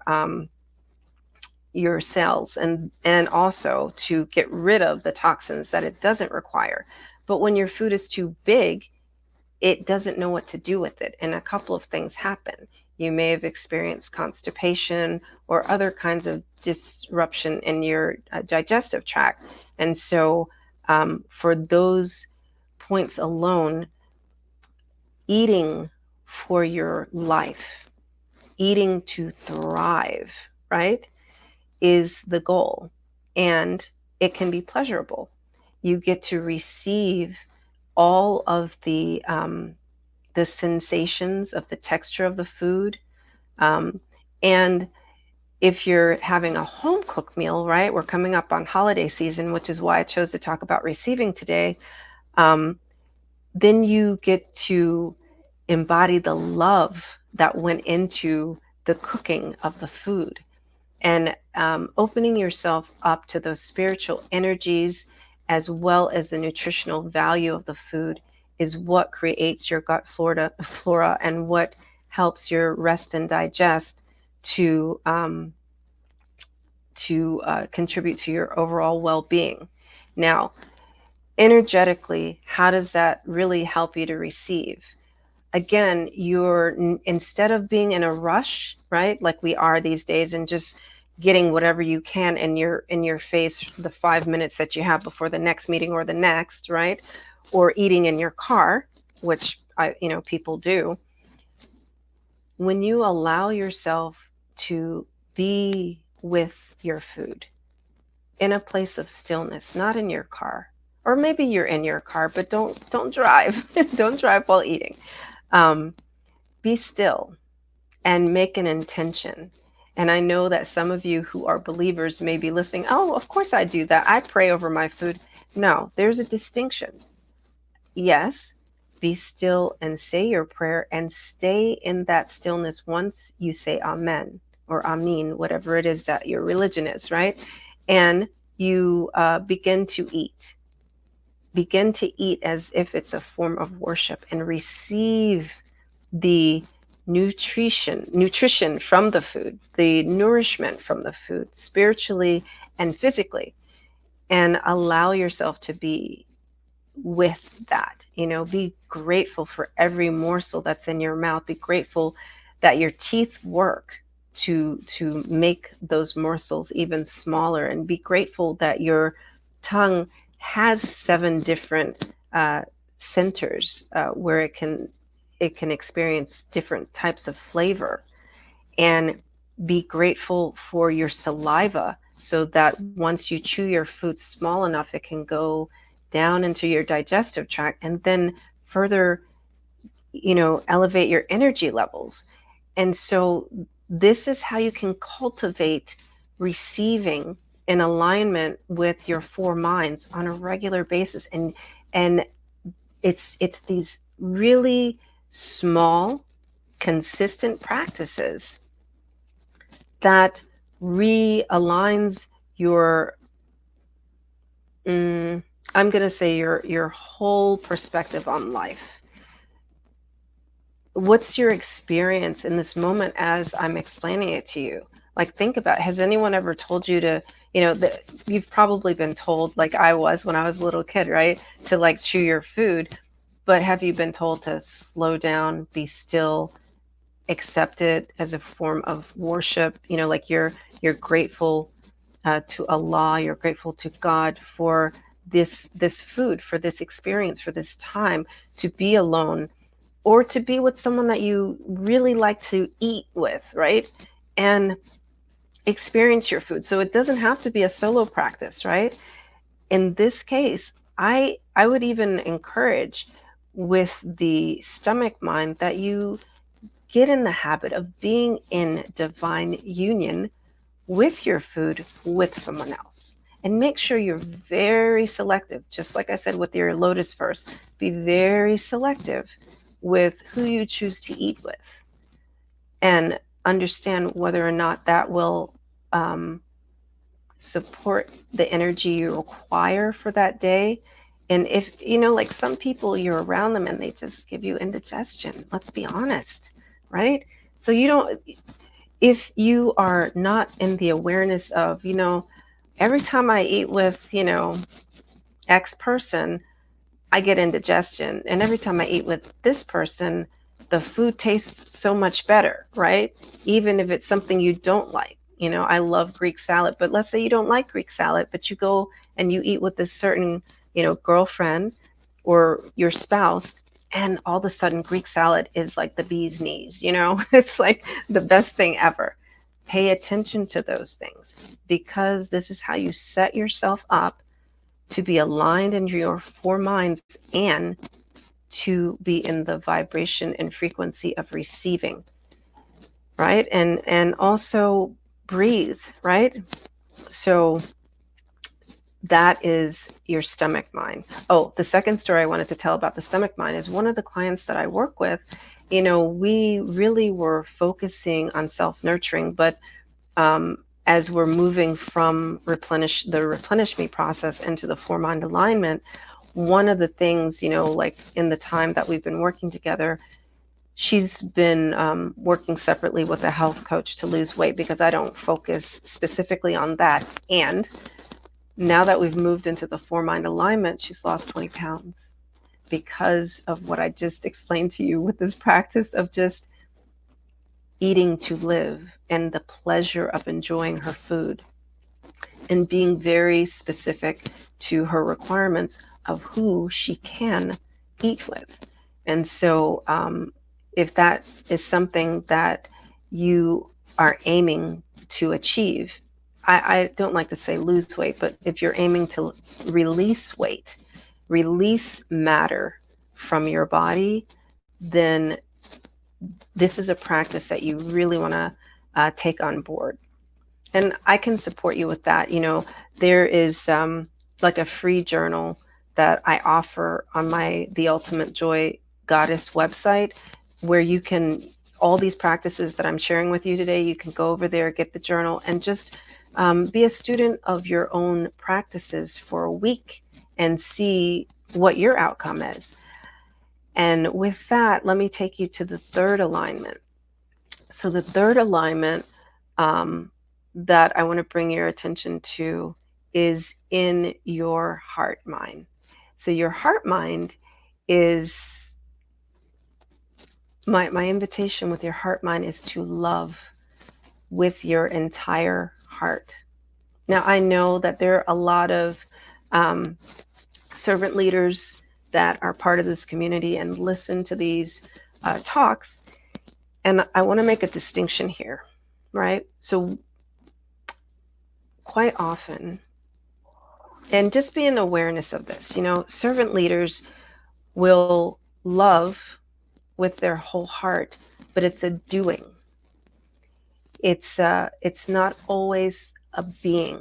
So when I say to love with your whole heart, my invitation is, again, to stillness.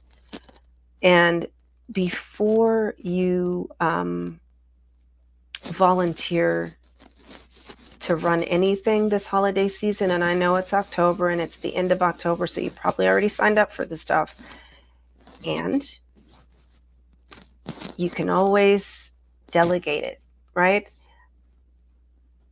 But as you are taking on these different responsibilities in your church or community, or if you're helping people around the globe, and I'm not just going to highlight what's happening in Gaza, because there's a lot of civil wars happening on a regular basis on different continents that never get any airtime.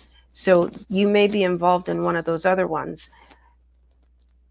Pause for the cause of your heart. What lights you up? Do you really love, like, just your whole body is like, yes, yeah, your whole body. Pay attention.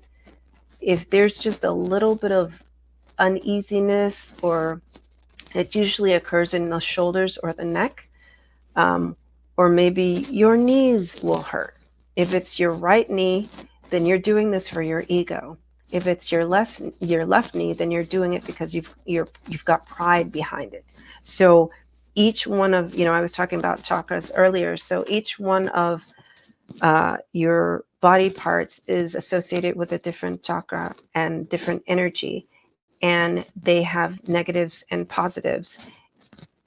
We understand them as negative and positive, but they have good effects and energetically depleting effects on your body. And I do also talk about that in my Detached Love book right from the outset. So when you have those responses in your body, don't dismiss it. Don't say, I've done this for the past 10 years or 20 years and the whole community is expecting.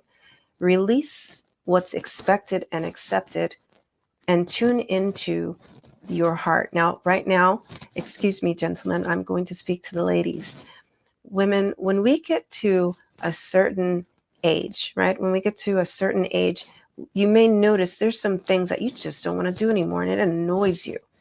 And you know what that is? That's divine awareness screaming at you to say, you did good, sweetheart, but let it go. That's not for you anymore. In fact, you probably never wanted to do that. And that's when you find out what you really love and what you really don't love. And it's okay to speak up for those things. I would say that the heart mind is attached to the throat. And of course, my 4-mind alignment doesn't really align to any particular chakra system. But if it did, it would be the heart and the throat together. And when you know what you love with your whole heart, then you can be a stand for that. And the other part of that, you can be a stand for your requirements, because when you're in union, in divine union with your own heart, then you can love yourself with your whole heart first and foremost. Hey, Sydney. Hey, great information as usual. So a wonderful job. Talk to folks about how they can connect with you, best ways, and your preferred ways. If they want to get more information, if they want to work with you, if they want to, get your books, any of those kinds of things. Yeah, so I'm on LinkedIn. I do connect with people quite often there, and I'm also on Instagram. I love to connect with people there as well. I'm also on Facebook, and my website is cordeliagaffar.com. Although, like during the presentation, I did send you to the ultimatejoygoddess.com because that's where I have this new journal that I really want everyone to use. So, did you have any questions about my presentation? I'm just curious. I lost Sydney, so I will wrap it up. You're back, or you're not. Hey, we're playing. This is fun. So the three alignments to help you to receive, I will just summarize while I have a minute, is the align your lotus first, right? That's the magnetizing between worlds. Your stomach mind, make sure that you're eating to live, not living to eat, right? Just eating all things. And number 3 is that you love with your whole heart so that you know your requirements and that you're really showing up in what will support you first and foremost. And secondly, what will support the world with your gifts. And what I heard through a lot of that was, being both connected and aware of what's going on with you, so that you can, be able to present. We are playing kind of peekaboo, I guess, but also, in terms of, utilizing that is, understanding what that means in terms of then your actions and behaviors. So I think we might have lost Cordelia for good this time, but I want to thank her for being on and all that she does in terms of the information that she provides, and how detailed and specific it is, but also how impactful it can be in individuals' lives. So thank you, Cordelia. Look forward to having you on again in the future. And as she said, you can contact her, through her website or through LinkedIn. There we go again. Yeah. So you can connect with you through your website, through LinkedIn, or through Instagram. Instagram at? It's always Cordelia Gaffar. I make it so easy. Yeah, okay. Cordelia Gaffar. Yeah, just you can Google search me and just pop up. Well, again, thank you very much for being on. Look forward to having you on again. And as we say, genius is common. I'll see you on the other side. Other side. Bye. All right, thank you. So the Black Business Expo's mission is to raise funds for high school seniors going to college or for K through 12 entrepreneurs. This expo is a fundraiser for students, so you can go to www.blackbusinessexpousa.com. Again, that's www.blackbusinessexpousa.com to donate to the scholarship fund. You can also use the Cash App that should be rolling on your screen below, and use the account $BBX USA. Again, that's $BBX USA. Our goal is to give laptops and up to $5,000 to 10 students. So if you're a student, you can register online at the same website, www.blackbusinessexpousa.com. Every dollar counts. So again, we want to remind you to donate to the scholarship fund. We also want to take some time out to thank our Black Business Expo USA sponsors for the month of October 2023. Those include First Atlantic Insurance Group, 5-Star BDM Media, Hello LLC, NC 100, Moody Capital Partners, Suede Soul, Lotus Richet Coaching and Training, California, Virginia Minority Supplier Development Council, Step Management, Barbara H. Smith, LLC, Margie McLean Foundation, Inc., Genius is Common, Earth Essentials, Milani Shani Global, the Executive Women Success Institute, the Quality Coaching Company, Superwoman Business Services, Creative Force Studios, Lee Entertainment, Artistic App Design, and Black Business Expo USA. Thank you for joining. Stay tuned for more programming. And remember, genius is common, and I'll see you on the other side.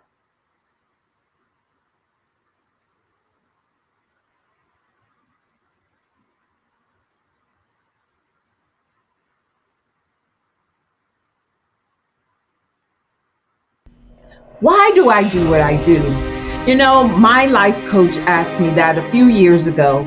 And she said, Tony, what's your why? And I told her, and she said, girl, you've already accomplished that. Perhaps you need a new why. Hi, Tony Harris, Amy Hoydu with Say It Said Marketing, one of your students. And just wanted to say thank you, Tony Harris, for spending so much time with me and giving me that boost in my business that I so drastically needed.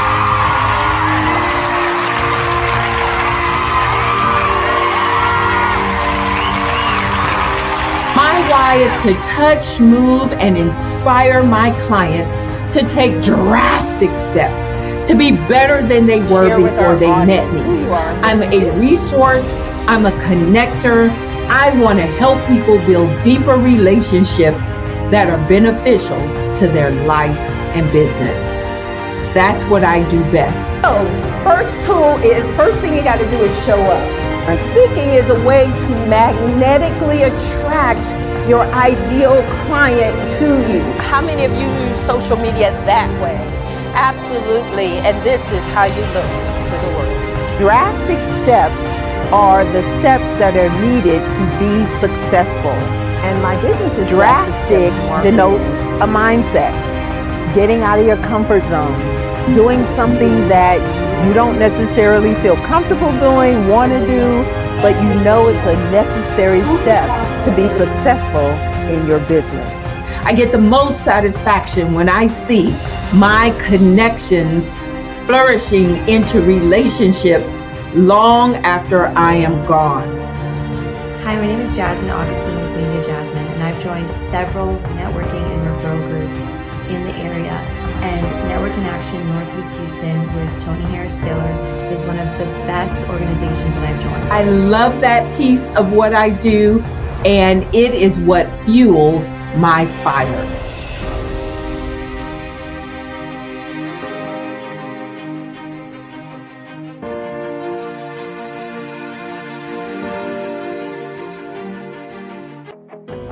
I am Black Business. From the moment I wake until the time I sleep, I am Black Business.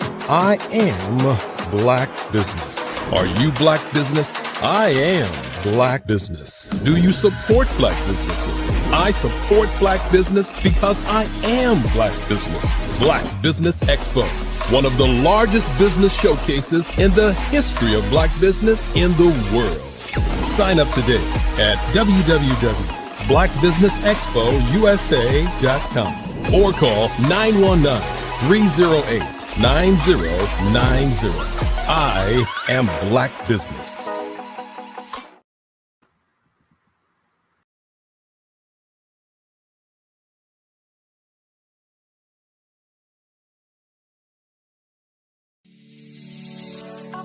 Did you know that our black dollar only lasts for 6 hours in our community? Yet other communities, their dollars last for 19 to 30 days. The Black Wall Street Nation. Black Wall Street Nation. Yes, that's why we created the Black Wall Street Nation. Black Wall Street Nation is a centralized directory available to all black businesses across the world. It was created for businesses like you, the ones that want to start and the ones who have a dream that have already started, such as businesses like Drop in a Bucket Productions, Valito Foods, Sugar Tea Branding Firm, All the Dazzle, Bun Cakeaholic, Miss Riot, and you. We'll have marketing, seminars, and some funding coming soon just for you. So, we want you to come and join us. www.blackwallstreetnation.com. See you there.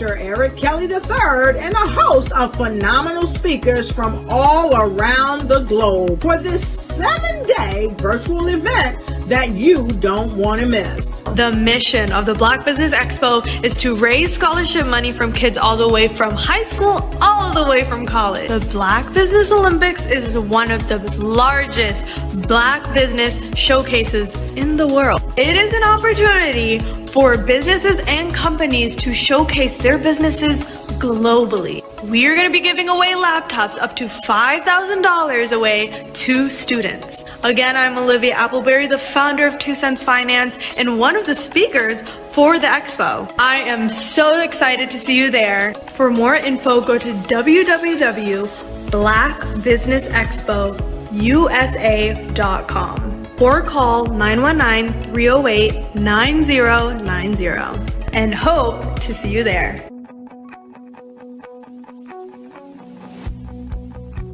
I am Black Business. From the moment I wake until the time I sleep.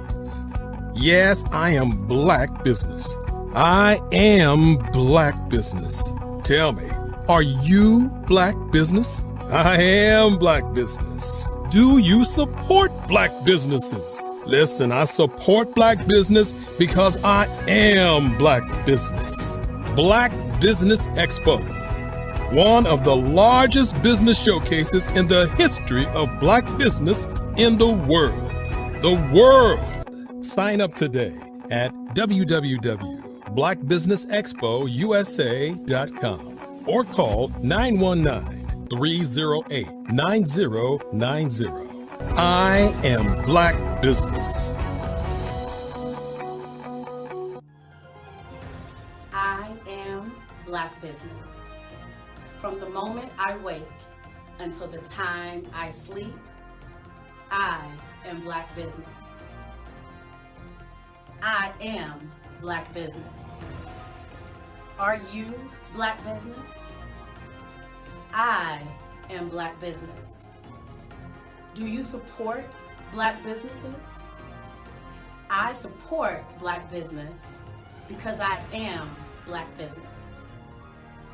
Black Business Expo, one of the largest business showcases in the history of Black America in North Carolina.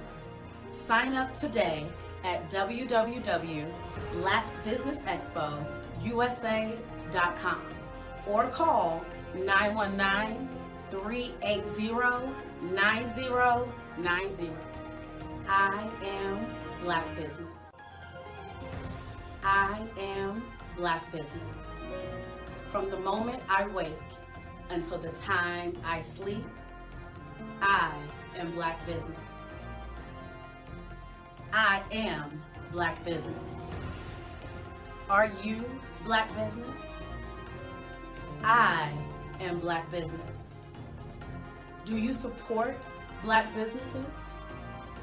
I support Black business because I am Black Business. Black Business Expo, one of the largest business showcases in the history of Black America in North Carolina. Sign up today at www.blackbusinessexpousa.com or call 919-380-9090. I am Black Business. I am Black Business. From the moment I wake until the time I sleep, I am Black business. I am Black business. Are you Black business? I am Black business. Do you support Black businesses? I support Black business because I am Black business. Black Business Expo, one of the largest business showcases in the history of Black America in North Carolina. Sign up today at www.blackbusinessexpousa.com or call 919-380-9090. I am Black business. I am Black business.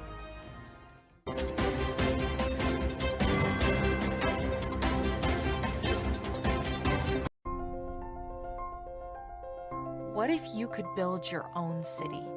A place where every child can find nurturing people to help them achieve their full potential.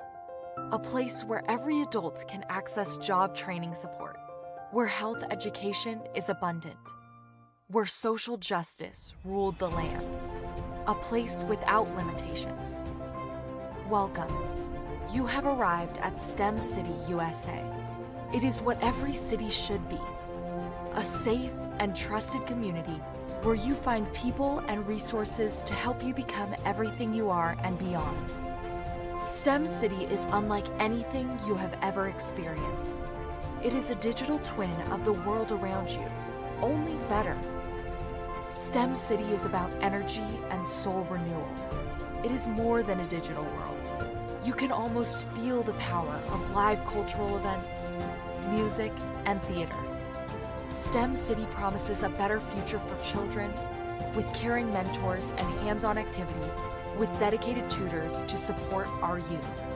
STEM City is your passport to a healthy lifestyle with weekly events addressing our community's many issues. STEM City is your financial well-being with helpful information on wealth management, career advancement, job training, and so much more. STEM City is the community you deserve. It is the city where your dreams can come true. STEM City USA, a place in the sky that is accessible to all who reach for the stars.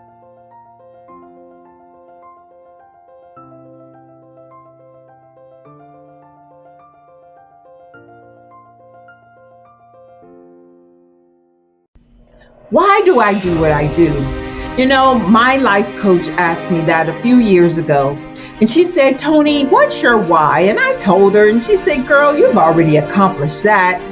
Perhaps you need a new why. Hi, Tony Harris, Amy Hoydu with Say It Said Marketing, one of your students. And just wanted to say thank you, Tony Harris, for spending so much time with me and giving me that boost in my business that I so drastically needed.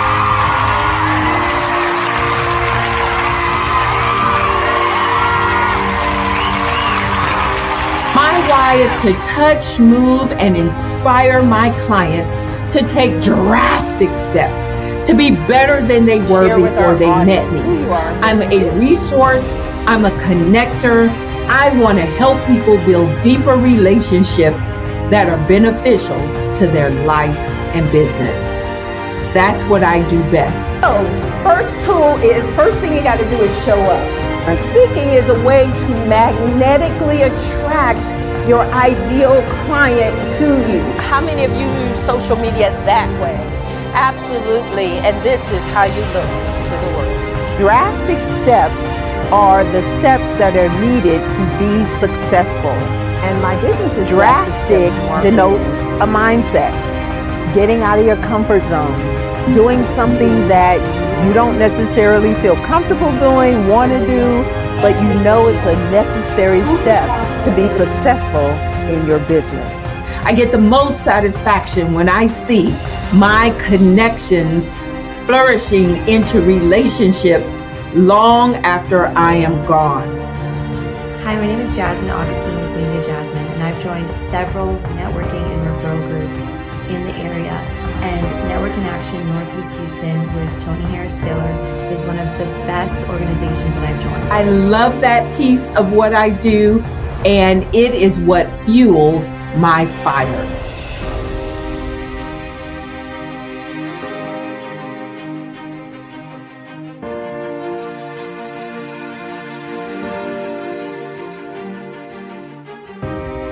My name is Tony Harris Taylor, saying take a drastic step today for a fantastic tomorrow.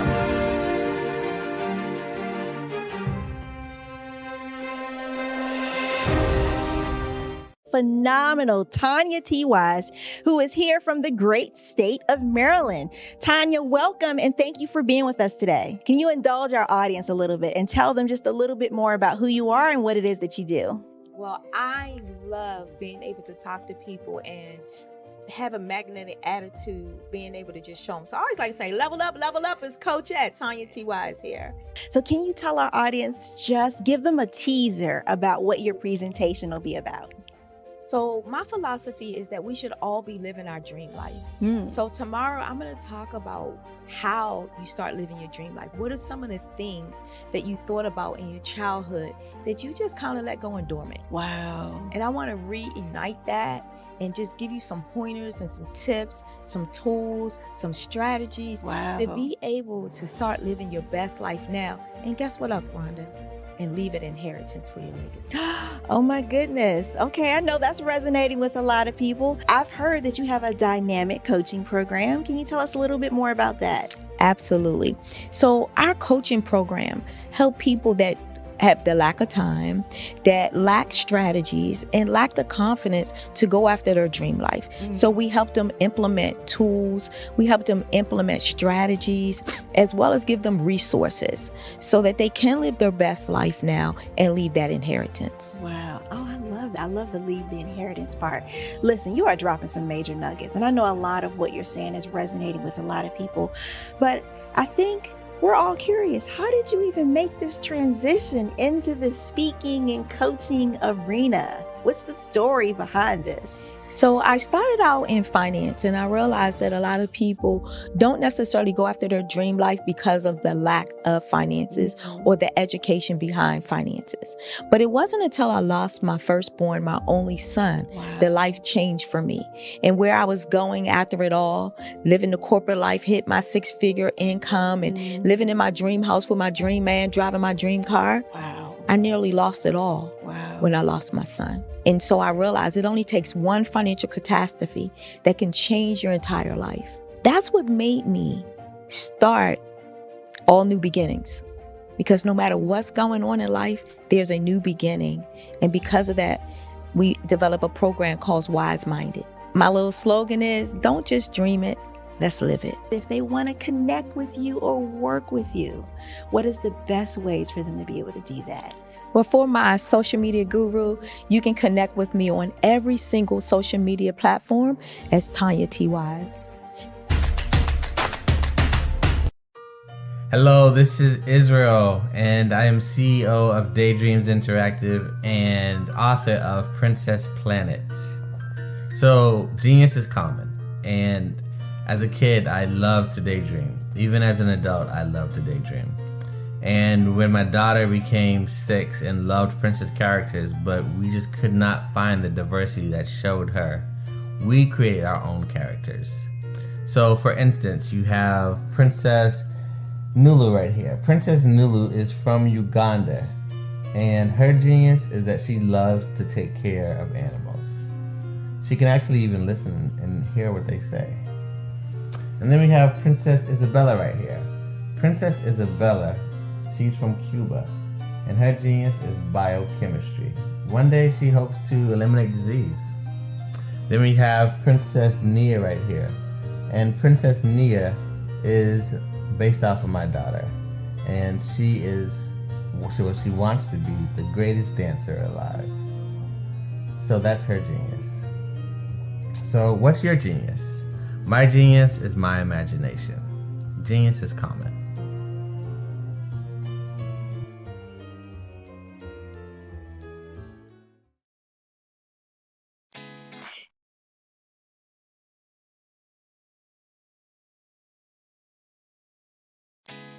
Did you know women represent just 3% of Fortune 500 CEOs and less than 15% of corporate executives at top companies worldwide?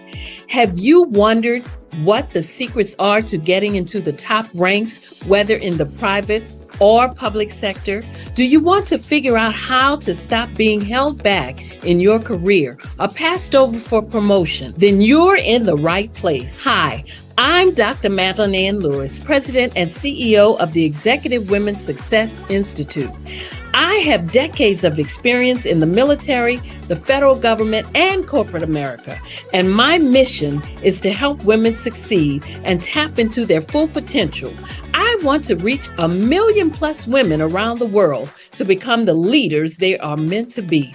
So if you want to move into a management or executive level position, or maybe you are a female veteran transitioning out of the military into business entrepreneurship, then reach out to the Executive Women's Success Institute at 301-693-3284. Let us get you on the fast track to success.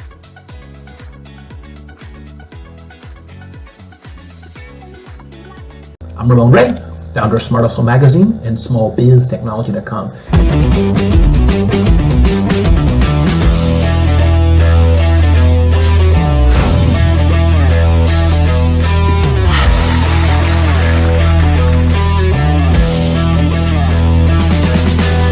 You're here today to celebrate small business success.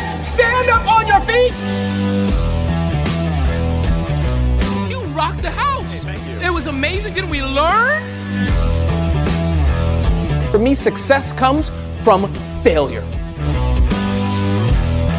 One thing not to do is shake somebody's hand like this.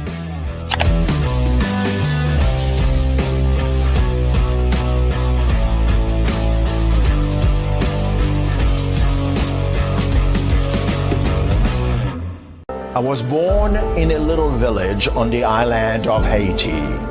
Many deadly diseases pounded me.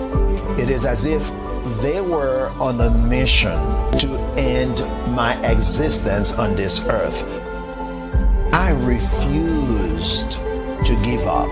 In 1983, I left Haiti and came to the United States of America. And I came with $5, 2 shirts. I didn't speak any English. I came to Atlanta. I got a job. I was a doorman. I was a doorman with a dream. What I used to come on stage. I'd rehearse this moment that I'm standing in front of you. That's the power of a dream. Maybe today is the day you begin acting as if you already have it. And then step out with full force. Take a risk. No condition is permanent. Don't let your situation distract you. You are chosen. You are called. You are born for a purpose in this life.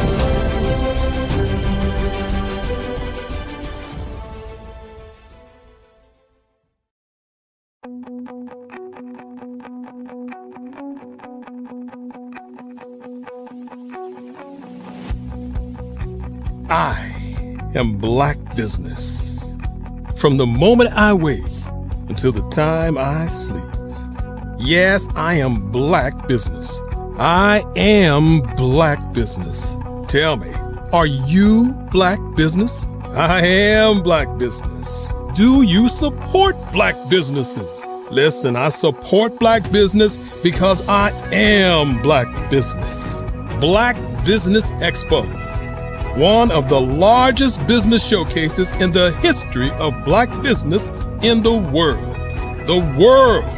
Sign up today at www.blackbusinessexpousa.com or call 919-308-9090. I am Black Business.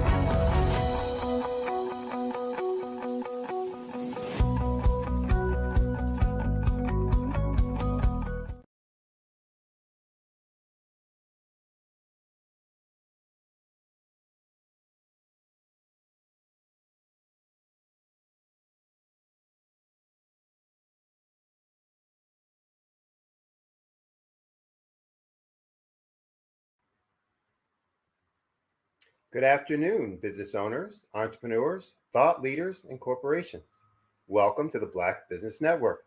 My name is Sydney Wormsby, and I'm your business moderator for this afternoon on the Black Business Network. The Black Business Network is a 24-hour business network showcasing Black businesses, business owners, entrepreneurs, and thought leaders worldwide.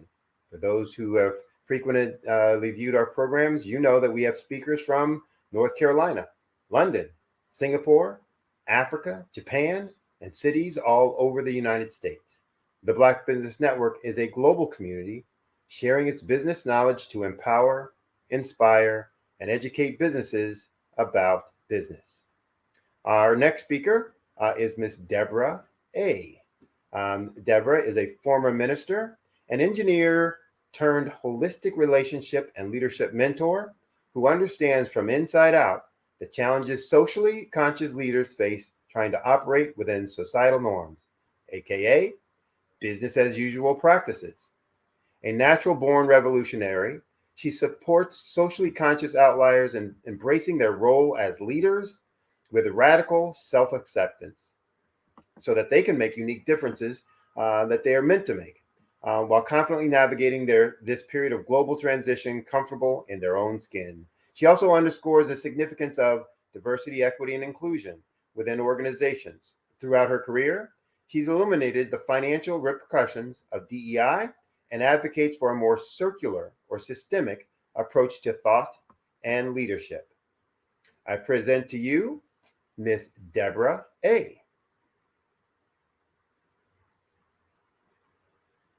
Good afternoon.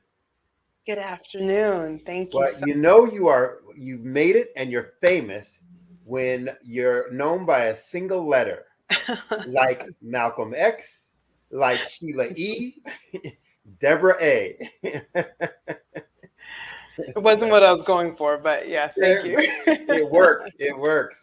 Use it. So, all right. Well, I really appreciate you being here and on the show. And I know you have wonderful things to share with the audience out there. So I will get out of your way and let you do that. And as we say, genius is common. I'll see you on the other side. Thank you. Well, greetings, everyone. What I'd like to share with you, I am Deborah A., and there's a little bit of a story behind that maybe we'll get a chance to get to after the main presentation. But this is for you, so you can know whether you can tune out or pay attention for the next half hour. If you are a leader, and that doesn't mean that you have to have a job position that says that you're a leader, but that you act as a leader in your community or in your environment, who are tired of operating in business as usual. You may be wildly successful. You might not be successful by external standards at all, but you recognize that humanity is in a very important, pivotal, what we call meta crisis. And you want out of supporting life-destroying systems that we've all been brought up in, and instead to use your resources and your genius to support emerging life-enhancing systems. But maybe you're not sure how. How can you do that? This presentation will outline one of many simple ways out of destructive confusion while still remaining in the unknown space, right? So there's a lot of things that since the pandemic, we just don't know. So I promise you that you won't ever look at business the same again when you get through this presentation. So as Sydney mentioned, I'm a holistic leadership mentor. My focus is on leadership development. I also work on relationship turnaround. But I want to give you a couple of definitions that we're going to use in this presentation so you're aware of what I mean when I say that. So the first thing I just mentioned was the phrase meta crisis. So what's the meta crisis? It is the current transitional period from that we're currently in our civilization, where we're in collapse. We're moving from the old way, industrial revolution, knowledge worker era, into a new emerging world that is unknown to us. So it's the observable collapse of all systems, those that are man-made and the ones that are natural. For example, our physical and emotional health care, clean water, nourishing food, education, governance, economics, work, sustainability, everything. Okay, so our world is collapsing at an accelerated rate. And that means that we don't know what we're moving into, what the next era will be. We just know that it'll be quite different from where we were before. And where we were before and where many of us still are right now is what I call business as usual. And that means the policies and practices that are implemented to carry out business. So that could be anything from sales, marketing, hiring practices, negotiations, fundraising, payroll, competition, and so on. So these two things, the meta crisis and business as usual, we're going to look at through a different lens today. Like I said, some of the things that we will cover that will make you see business never the same again is some key misconceptions about business as usual and the toll that they take on everyone, regardless of their status, the root cause of those issues that come from business as usual practices, and then a simple 3-part process to address these concerns at individual, organizational, and global levels. So I want you to just take a moment, maybe close your eyes, and imagine attracting the right people, the right opportunities, and the right resources to support you as you need them in expressing the highest version of your gifts at any given moment without having to figure it out ahead of time.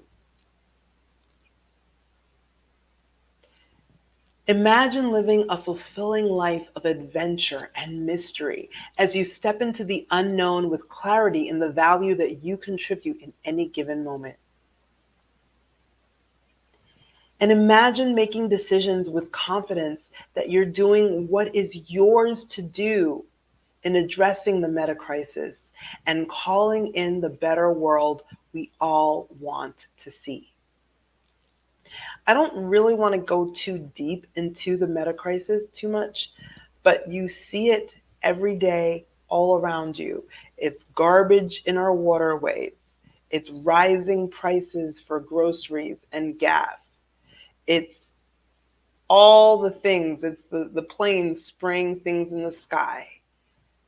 It's getting bullied at school and teachers doing nothing. It's getting bullied at home and police doing nothing, or being bullied by the police. These are all signs of this meta crisis.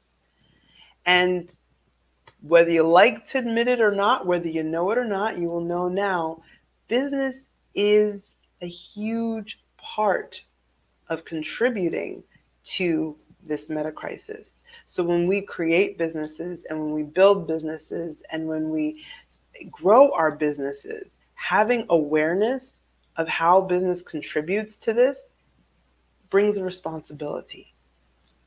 So it is absolutely possible to do business in such a way that doesn't contribute to the destruction of our planet or to the destruction of our social commons.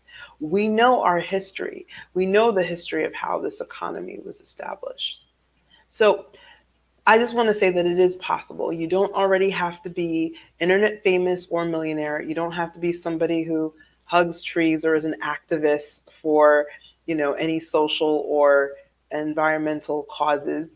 You don't have to have thousands of followers. You don't have to grind and hustle day and night. You don't have to memorize countless leadership models. You don't even have to have employees or a large team. What do you need to be able to be the change that you want to see in the world is first, you've got to want that. You've got to want to be that change. Second of all, you need to recognize that 99% of the solutions that are out there are actually part of the problem. So whether knowingly or not, you need to be open to unconventional methods of accessing what you need to know to do what's yours to do. So I'm going to keep coming back to this theme of what's yours to do. None of us have control over everything, but we all have control over a little bit, which is our piece, what's ours to do in the world. So you just need to be more committed to living a life of service than to living a life of comfort. And that doesn't mean that service and comfort are mutually exclusive, because they're not. You absolutely can live a life of service and be living a comfortable life. However, which do you prioritize? Because there will be times where you'll have to prioritize one over the other. And if you're choosing service, then this is for you. And finally, you need to be open to trusting yourself more than the external authorities. We all know that most narratives that we hear in society today are, to some level or not, they're crafted, they're manipulated. They're not necessarily complete objective representations of the observable truth or the observable facts, right? So these are things to keep in mind. So with this attitude, you can successfully navigate this meta crisis that we're in and go far in building the better world that we all want to see. A world without slavery, a world without racism, a world without a lot of the issues that we're facing today. And you can do this even without being loaded with lots of money or even being well respected in your industry yet. And you can maximize your unique contribution, the thing that you and only you are here to do in the world, by creating environments of genuine safety and trust everywhere you go. So you'll have that skill set. So who am I to make some of these bold promises? I'm a neurodivergent, divorced, single mother. I had former lives as a structural engineer, an architect, and a minister. And I currently am a holistic leadership and relationship mentor, which I've been doing and serving others with for the past 10 years. I've been called a champion for humanity because of my passion for really getting to the root of issues, not just talking around them, but really getting to the heart of the issues that we're facing, including the very, very large elephant in the room right now, which is the DEI conversation. We're having lots of conversations, lots of passion, lots of energy fueled in, and yet not a lot of change. There's some reasons for that, which some of the things we talk about today will address. Currently a member of a team called the Future Earth Foundation, which is a strategic team of brilliant minds all over the world with diverse backgrounds who are coming together to address what life can look like post this capitalist collapse that we're going through right now.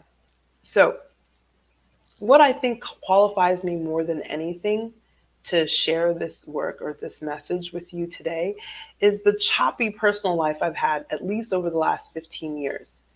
I've gone through a very, very messy divorce and post that.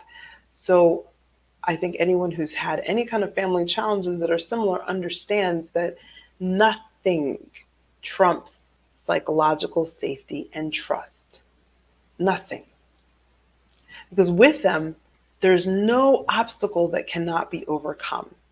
But without psychological safety and trust, even an anthill becomes a mountain. So environments of genuine psychological safety and trust are very difficult to find. If you're a parent, you know it. If you're going to school, you know it even better. We've got countless forms of bullying and authorities turning a blind eye, right? We've got countless places where you know that you can't say what you're really thinking. You know it's not safe. Either you might lose your job, or if you're the owner, you might get sued. There's a million things that can happen, right? That make it so that you don't feel safe to be honest and to authentically express yourself. And by the way, that's really hurting us more than anything else. But why is this happening? Why? Business as usual makes it difficult. And I really want to focus on this because this network is about Black business. And yet, on whose backs was this whole economy built? Who was picking the cotton? Who was going through all of the violence? that has made the way for the so-called, wealth in this country today. So business as usual was built on slavery. We know this. There's a quote from a famous author by the name of Charles Eisenstein. In his book, Sacred Economics, he says, when everything is subject to money, then the scarcity of money makes everything scarce, including the basis of human life and happiness. Such is the life of the slave, one whose actions are compelled by threat to survival. How many of us would go to college or go to work or make sales calls if we weren't afraid for our survival and for the survival of the loved ones that we take care of and we protect? We're all still slaves. Let me say that one more time. We are still slaves, but it goes even further than that. A corporation in this country is given the legal rights of a person, of a human, and yet it is owned by one or more owners. Isn't the attribution of the characteristics of property to a sentient being the definition of slavery? So even companies themselves are slaves. The free market that we talk about is just a myth of business as usual. I am bringing this up because I always look at things in a holistic manner and I try to get to the root of issues. And the root of it is that everything in business as usual is still based on slavery. Here are 10 other myths, other than the free market, of business as usual that I want to bring up. One is competition is necessary. Another one is businesses are here to meet the market where it is. Another is constant growth is good. Another is constant hustle and grind are necessary. As I'm going through these, by the way, I'd like you to just check off in your mind how many of these, or maybe on a piece of paper, how many of these things have you been told and taught and believed in our society? Another myth is time is money. Another is profit always comes first. Another is if you can't measure it, it doesn't exist. Another is a business should operate like a well-oiled machine. Another is to survive, you're going to have to prove your worth and do things you don't want to do. Another is if you don't get your market share, you'll lose to someone else. These are all myths of business as usual. I could go into detail and I'm happy to come back to them at the end, but I want to keep things flowing and moving. But I will say this. Every single one of these myths has one major thing in common. Can you guess what it is? I'll give you a moment to think about it. What they have in common is scarcity. The root cause of many of our societal ills is actually scarcity. That scarcity, where does it come from? Well, we could go make it really deeply philosophical, but I'm just going to keep it really simple because we're talking about business. It comes from the nature of our money system, which is based on debt. So think about the game of musical chairs. There are never enough chairs for all the participants because that's the way the game was designed. It's the same with our money system, our economic system. Money is written into existence by the creation of debt. So that means there's never enough for everyone. So if that's the case, you might be asking, well, Deborah, then why did you just list those 10 myths if they're all valid for our current economic system? Well, I list them as myths. They are valid, but they are valid within a system that is based on something that's not true. Because in truth, scarcity is not the nature of life on this planet. Life on this planet is abundance. We have abundant food, water, air, beauty, and everything else we need to enjoy rich lives that was provided to us for free. We didn't have to work for it. We didn't have to pay it for it. It was here. We have been gifted this.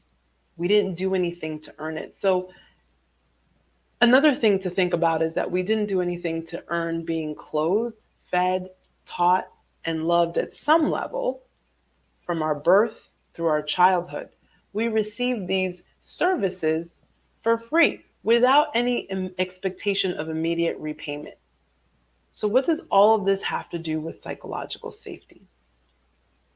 Well, how well do you sleep when you know you haven't paid your rent or your mortgage for 1 week into the month? Or how focused is your work when you're not sure where you'll get your next meal from? How likely are you to whistleblow to an agency who ignores you when you notice some unethical behavior of a well-respected colleague that could harm others if not reported? So these are all examples of both physical and psychological lack of safety, okay? So if you feel scarce, you don't feel safe. And if you don't feel safe, you cannot do your best work. Part of your voice will be stifled. So there's a very famous quote by Howard Thurman that says, "Don't ask what the world needs. Ask yourself what makes you come alive and go do that, because what the world needs is more people who have come alive." So if we're not feeling psychologically safe, we're not actually giving the world what it truly needs. It doesn't need more cogs in a wheel, miserable, grinding out their existence, feeling like slaves to time, which, by the way, doesn't really matter if you're a student, an employee, or an employer. All of us feel this tightness and this scarcity around time. So how can you build genuine psychological safety? I hope I've shared with you or persuaded you and why it's important to build genuine psychological safety and trust. First of all, for yourself, and then for those that you serve. So it's really, really simple. I'm going to keep this super simple. Think about a camera. And when you're about to take a picture, so what do you first do? You zoom in, right? You kind of like get a point and you zoom in to make sure that you've got the right focus. And then after some time, you might also zoom back out to get a bigger, broader contextual picture. So that's exactly what we do. When we look at things holistically, we both zoom in and zoom out so that we can get the full picture. If we're only zoomed out, we miss a lot of important details that we need. If we're only zoomed in, we miss the big picture, and then we really can't serve people well. So in leadership, when you get comfortable with these skills, you're constantly zooming in and zooming out and zooming in and zooming out so that you can get to the details and the nitty-gritty, and then you can zoom out and see the big picture. So how do we zoom in? First is, the third point before I move into a little bit more detail on zooming in is to reset your focus. So sometimes everything's blurry and you need to reset the focus so that you can see things clearly again. So those are your 3 steps. So what does that look like? Zooming in is looking at ourselves as individuals. There's many different layers of zooming in, but we'll just start with looking at ourselves as individuals, how we're made up, our energy makeup, the way that we are wired to function, you could say, and how we lead ourselves inside. So what do I mean by that? You'll hear phrases like positive self-talk or negative self-talk or your mindset, right? But all those things are about your inner world.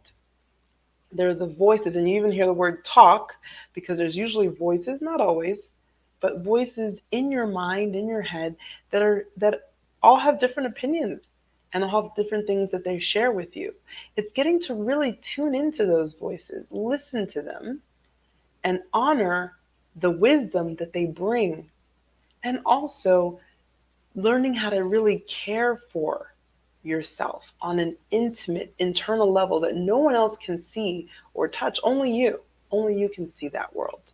So that's zooming in, really getting to know yourself, your own personal individual leadership style.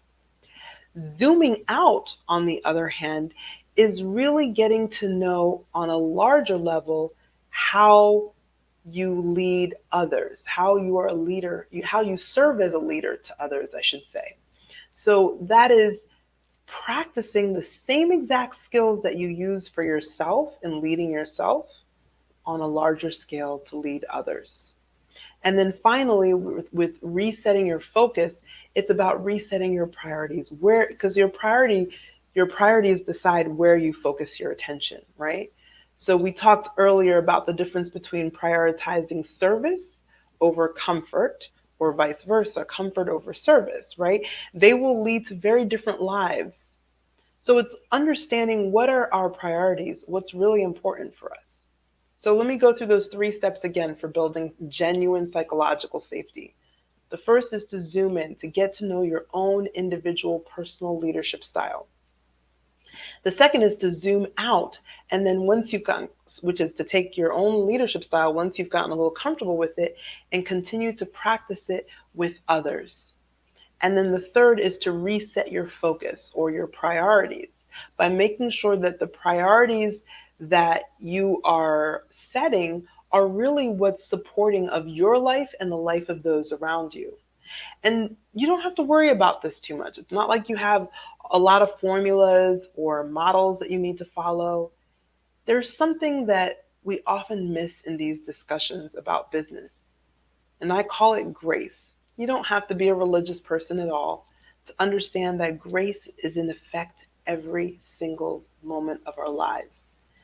And when we are answering the call to live what we are here to live, to contribute what we are here to contribute, when we are answering that call, grace moves to support us. So we will get the direction that we need. We don't have to have all the answers or a 10-year plan. We can sometimes just put one foot in front of another. And sometimes that's hard for people to do because we're so used to thinking from our mind that we're going to plan everything out. And that's the way that our society has molded us. But remember, we're in a meta crisis. We're in a period of serious transition. And the old ways of business as usual will not be applicable to the new world because it's not sustainable. We are drying up what we call our environmental commons, which is our oceans, our rivers, our minerals, our soil. Everything is getting depleted at an alarming rate.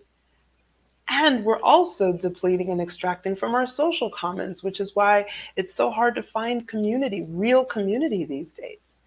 Life is lonelier and lonelier the more connected we are, because we're connected in ways that are artificial through our money system that touches everything it touches with scarcity, versus through our natural ways of connecting, which do not require money most of the time, and that we can enjoy and experience genuine connection. So this system is not sustainable. Sorry to break the news to you, but I'd rather be honest and give you a leg up so that you can start to prepare yourself that it's not going to be like this for a whole lot longer, because it's just not sustainable. Our planet will make sure that this stops one way or another. So we can take the earnest time to trust that grace will guide us. We don't have to know everything in advance. We just need to raise our hand, to answer the call, to do our part, to contribute what we are uniquely here to contribute. So I want to just close with a couple of action steps for you. They're free, they're easy. One is to read there's 2 books that I would like to encourage you to take a look at. One is No Bad Parts by Richard C. Schwartz, and the other is Sacred Economics by Charles Eisenstein. And they both go into a lot more detail into the discussion that I shared with you today. And the second thing to do, if you're willing to, is to connect with me on LinkedIn. and just let me know that you found me here in this network. And that's just so that if you have questions or you want to continue the conversation or learn more, I'm happy to answer your questions. Please see me as a resource. And I want to thank you so much for your time and your attention today. I'm very honored to be here.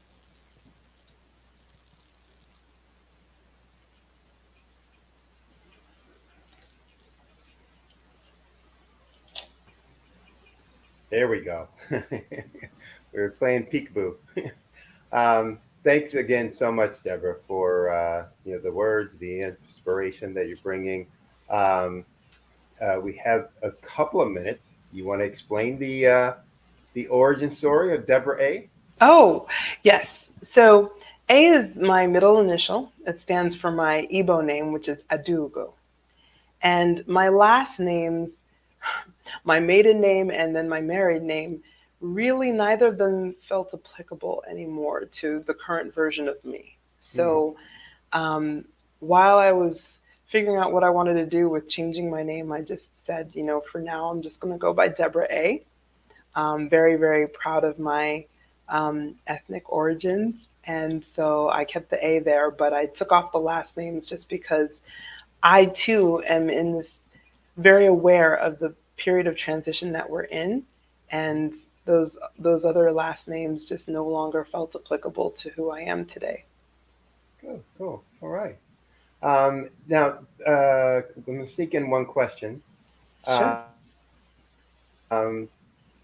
Most of the things that you were talking about seem as they would apply, for anyone, anywhere, in any employment environment. Mm-hmm. So, yes, we have a lot of folks who are entrepreneurs, solopreneurs, business owners here. But we also have some folks who are, employees of businesses and corporations, et cetera. Seems like these strategies, these techniques, these approaches would apply to either one, correct? Yes. Okay. And do you have any success stories that you want to talk about to illustrate for folks? How you've worked with some others to get benefit and to get results from this? Yes. Well, like I said, the best place is on LinkedIn. I have some very, extensive testimonials there about people being able to be reconnected to the reason why they started a business like that. In one of the presentations just before me, she said, "What's your why?" Right? Like, it's easy to get lost in the sea of business as usual practices and get disconnected from that why and lose our passion and our joy for our work. And so that is one of the biggest things that people say that they receive when they work. Follow this process. I'm not going to call it mine. It's just coming through me, but it's definitely not mine. Right. To just really come back to the root of why they're doing this, what it's about, and reconnect to their joy and their passion and their relationship with their work. Like I mentioned, companies are not just things. They're not just machines. They actually have purposes of their own. And when we can reconnect to those purposes, it brings everyone so much more joy and it makes everything more meaningful. I'm a business growth and improvement coach. And one of the first things I work with folks on is exactly that as well, is understanding, what's their reason, what's their motivation, what's their why, and what makes them unique, singularly different than everyone else in that space, so that they can use that to connect with others. So it is, no matter what aspect of the world you're in, it becomes important because it's your way to be able to identify who your people or your tribe are, how you can, interact and relate to others who may not be your tribe, et cetera. So it's a very important aspect. And I appreciate you coming on today and talking to folks about it. Giving them your insight. I hope folks will reach out to you through through LinkedIn, through website, as you requested, and get more information and test it out with you as well. So thank you very much. And as we say, genius is common. I'll see you on the other side. Thank you.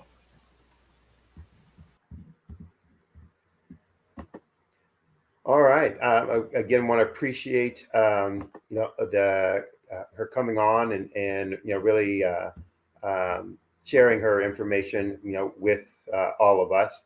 One of the things that we are here for is to raise money and funds for students, specifically K through 12 students and who are getting ready to go on to college, as well as entrepreneurs, K through 12 entrepreneurs. So if you could go to www.blackbusinessexpo.usa. Again, that's www.blackbusinessexpo.usa.com and donate to the scholarship fund. We also can, or you also can donate through the Cash App. It should be scrolling across your screen at the bottom there. Cash App, the account is $BBX USA. Again, that's $BBX USA. Our goal is to give laptops and up to $5,000 to 10 students. And students, you can register online at www.blackbusinessexpousa.com. So every dollar counts. And we want to remind you again, donate to the scholarship fund. We also want to thank all of our sponsors, Black Business Expo USA sponsors for this month, October 2023.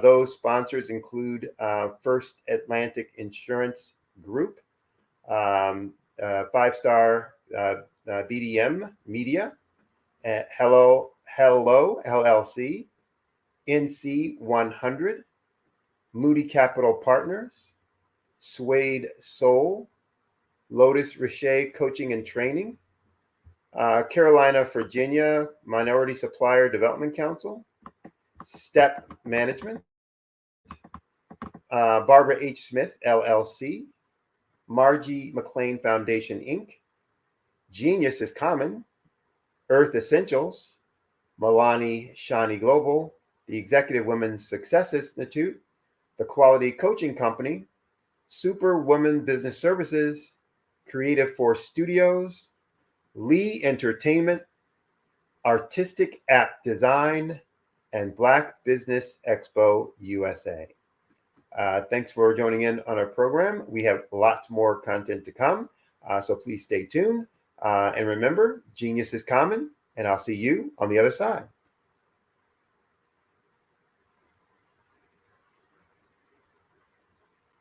I'm Kennedy Harris. My genius is being an entrepreneur. I'm the CEO of K-Lock, a company where I develop my very own line of kids supplements. I currently market my multivitamin for kids to help combat weak immunity. During the pandemic, research has shown that having a strong immune system is key to fighting off disease. My vitamins are for kids, but adults can benefit from them as well. I'm adding a proprietary blend to my supplement line. I want to create my own blend so that I have a competitive edge in the marketplace. Staying healthy is important to me so that we live longer and have healthier lives. My website is klockproducts.com. That is K-L-O-C-K.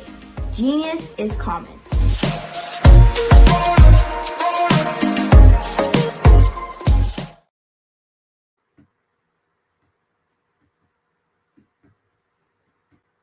I am from Washington, D.C., but I was raised in Durham, North Carolina.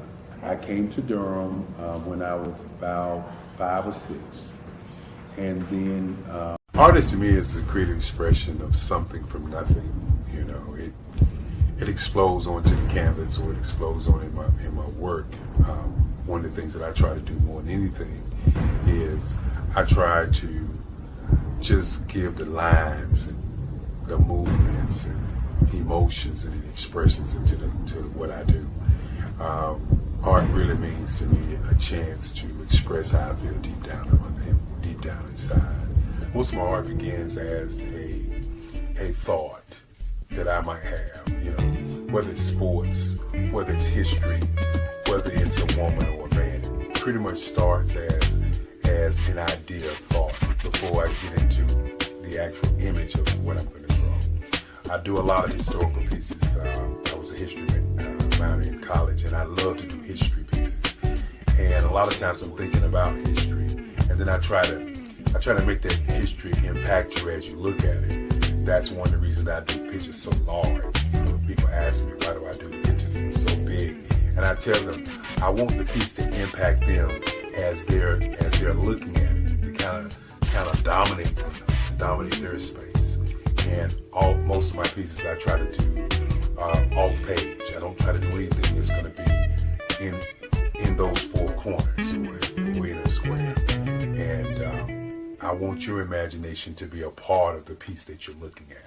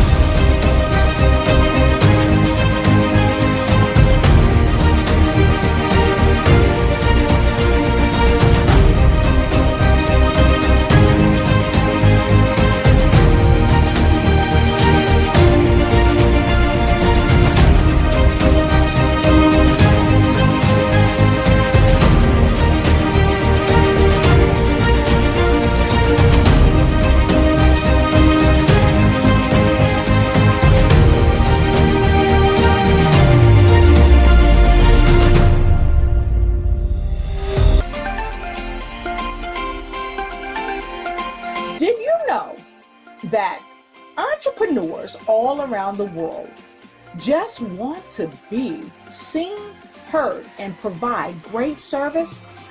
Well, I know that there is an expo that's going on to help entrepreneurs all around the world do just that and much more.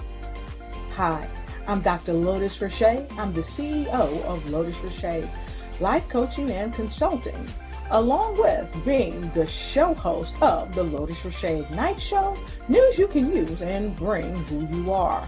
And today I'm bringing to you some amazing information about the Black Business Expo USA, hosted by none other than the remarkable Dr. Eric Kelly. And I welcome you to jump on board this wonderful train that is helping unite businesses all across the planet during the Black Business Expo USA. Here's a word from the CEO of the Black Business Expo, none other than Dr. Eric Kelly. Hi, I'm Dr. Eric Kelly III, and I'd like to invite you to the Black Business Olympics. The Black Business Olympics is one of the largest business showcases in the history of Black America in the world. It gives your company an opportunity to showcase, to market, to advertise your products and services worldwide. And for those who would like to speak or be a vendor, corporation or company, I implore you to give us a call at 919-308-9090 or go to our website, www.blackbusinessexpousa.com. My genius is understanding your vision and utilizing your vision to help you earn a profit. The Black Business Expo is changing my life. This year, they are giving away laptops and even $5,000 in cash to students just like me. I'm Alexis, and I want to go to college to fulfill my dream of becoming an entrepreneur. Help the Black Business Expo going to www.blackbusinessexpousa.com and also becoming a vendor, a sponsor, or donating. I am Black Business. From the moment I wake until the time I sleep, I am Black Business. I am Black Business. Are you Black Business? I am Black Business. Do you support Black businesses? I support Black business because I am Black business. Black Business Expo, one of the largest business showcases in the history of Black business in the world. Sign up today at www.blackbusinessexpousa.com or call 919-308-9090. I am Black business. I am Black business. From the moment I wake until the time I sleep, I am Black business. I am Black business. Are you Black business? I am Black business. Do you support Black businesses? I support Black business because I am Black business. Black Business Expo, one of the largest business showcases in the history of Black business in the world. Sign up today at www.blackbusinessexpousa.com or call 919-308-9090. I am Black business. I am Black business. From the moment I wake until the time I sleep, I am Black business. I am Black business. Are you Black business? I am Black business. Do you support Black businesses? I support Black business because I am Black business. Black Business Expo, one of the largest business showcases in the history of Black business in the world. Sign up today at www.blackbusinessexpousa.com or call 919-308-9090. I am Black business. I am Black business. From the moment I wake until the time I sleep, I am Black business. I am Black business. Are you Black business? I am Black business. Do you support Black businesses? I support Black business because I am Black business. Black Business Expo, one of the largest business showcases in the history of Black business in the world. Sign up today at www.blackbusinessexpousa.com or call 919-308-9090. I am Black business. I am Black business. From the moment I wake until the time I sleep, I am Black business. I am Black business. Are you Black business? I am Black business. Do you support Black businesses? I support Black business because I am Black business. Black Business Expo, one of the largest business showcases in the history of Black business in the world. Sign up today at www.blackbusinessexpousa.com or call 919-308-9090. I am Black business. I am Black business. From the moment I wake until the time I sleep, I am Black business. I am Black business. Are you Black business? I am Black business. Do you support Black businesses? I support Black business because I am Black business. Black Business Expo, one of the largest business showcases in the history of Black business in the world. Sign up today at www.blackbusinessexpousa.com or call 919-308-9090. I am Black business. I am Black business. From the moment I wake until the time I sleep, I am Black business. I am Black business. Are you Black business? I am Black business. Do you support Black businesses? I support Black business because I am Black business. Black Business Expo, one of the largest business showcases in the history of Black business in the world. Sign up today at www.blackbusinessexpousa.com or call 919-308-9090. I am Black business. I am Black Business. From the moment I wake until the time I sleep, I am Black Business. You are in the right place at the right time. The Black Business Network opens again for its Black Business Olympics, a 24/7 broadcast on business, strategies, global branding, social media marketing, finance, advertisement, and much, much more. Featuring the top, most powerful entrepreneurs and speakers and thought leaders from all around the world as they gather together for this phenomenal event.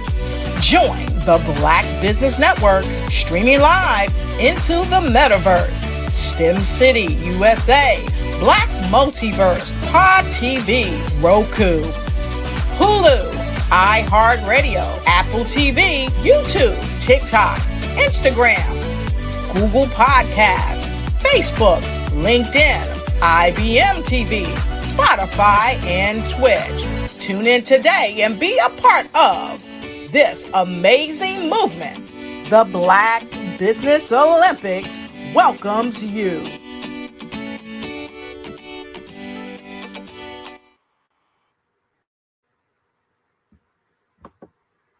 Good afternoon, business owners, entrepreneurs, thought leaders, and corporations.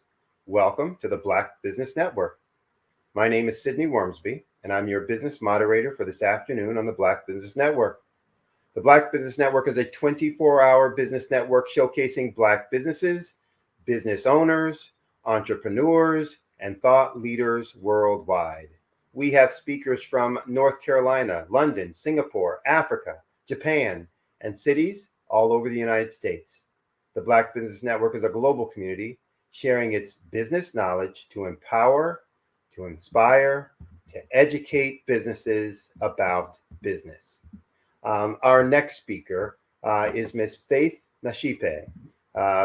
Miss Nashipe is from Kenya, and she's a passionate gender equality advocate. Her education background is in counseling psychology with a BA in project planning management from the University of Nairobi. Besides gender and development work, she's been very instrumental in above-level health system strengthening in Kenya. She's the pragmatic chief executive officer of Thriving Communities Africa, TCA, and an NGO focused on sustainable social transformation through men and boys across all ages, all towards ending gender-based violence, promoting gender equality, cohesive communities, and economic empowerment. The Men and Boys Ambassador, Faith, is passionate about men and boys becoming the best versions of themselves. She spearheaded the establishment of the male engagement and inclusion thematic area, gender sector in Kenya, where she serves as the national chairperson.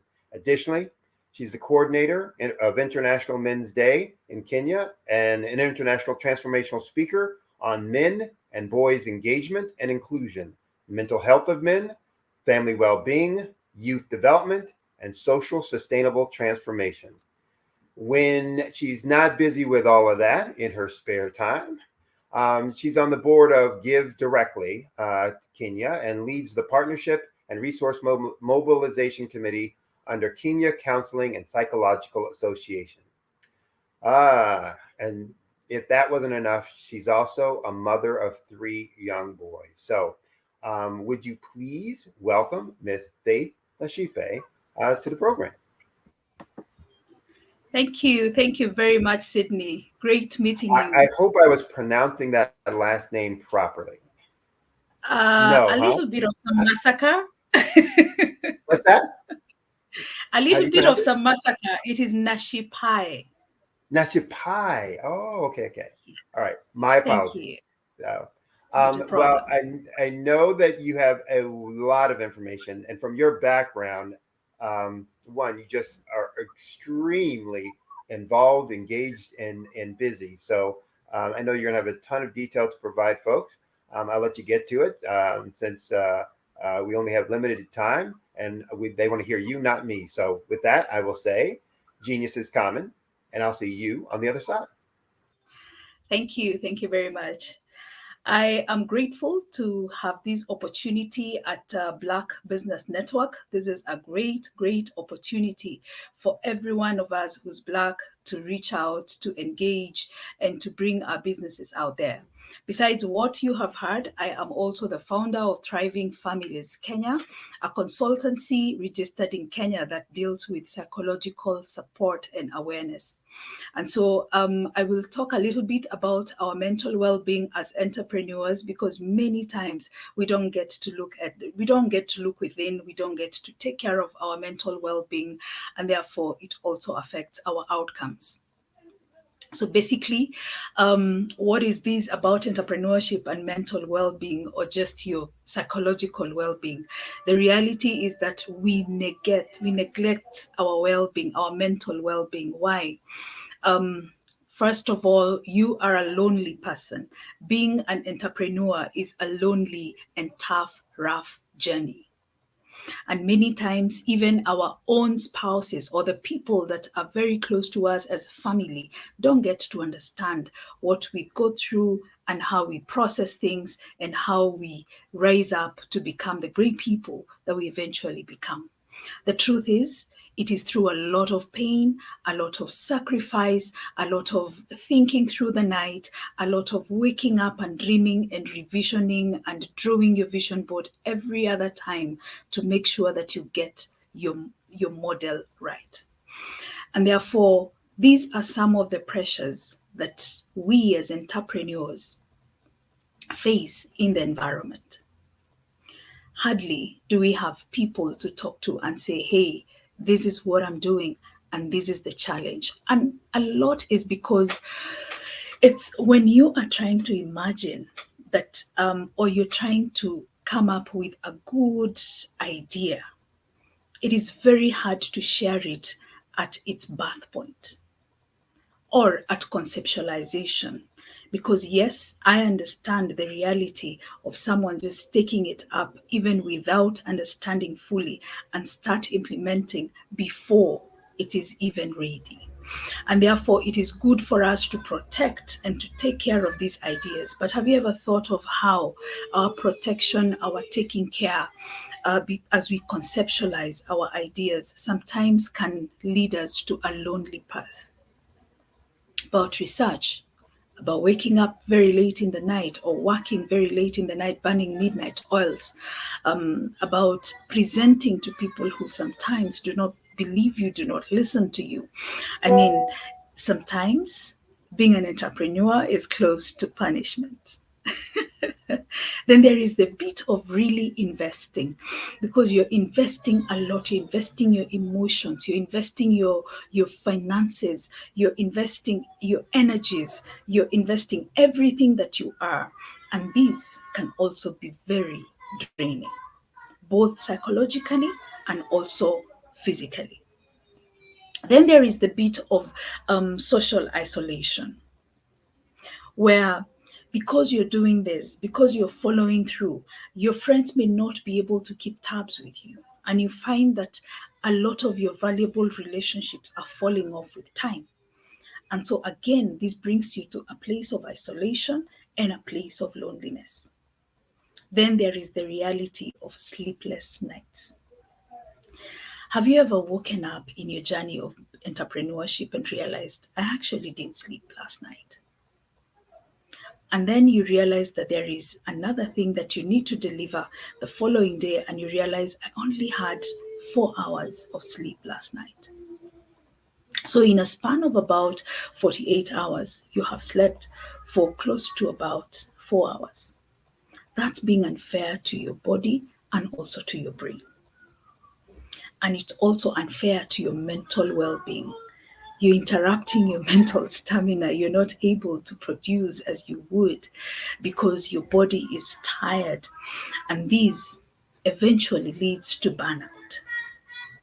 Then you also notice that because you're constantly thinking about this, pushing that report, having this meeting, pushing that engagement, you hardly get time to even take care of your own physical body by eating a healthy diet.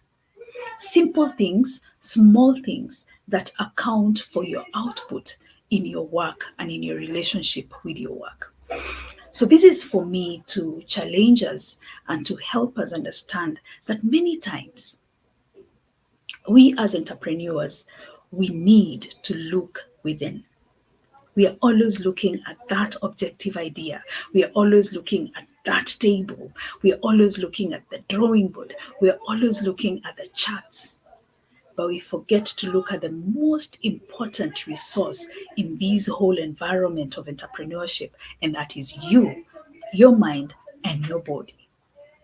And so for me, from a counseling point, I want to call us to a place of how then do we move forward from here? How do I kill loneliness? How do I kill isolation? How do I manage poor sleeping habits? How do I manage poor eating habits? And how do I manage burnouts? Because we have seen that, yes, it will lead to so many negatives in time.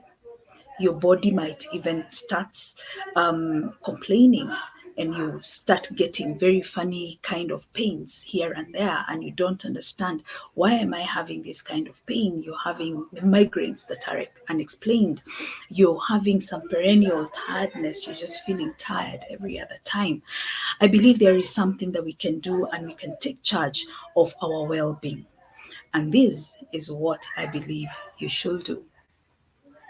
So number one, try your best. I know it is hard. I know, yes, it is easier said than done. And yes, we do say that all the time. But do you ever believe that you can actually sleep for about 7 to 8 hours a night? I know we want to always, and especially the coaches will want to say that you have 8 hours of sleep, 8 hours of work, 8 hours of this, 8 hours of building your business. No, you can create more time. But you're a human being, and you need to appreciate that you are a human being who needs to take care of that human being.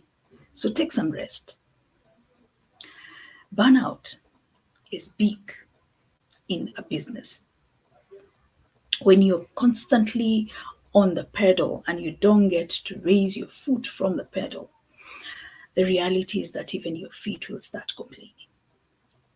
It is good for you to just stop the car and walk out and use your feet in a different way. It could be a little bit of exercise on your feet, and your feet stop hurting from pushing the pedal too much.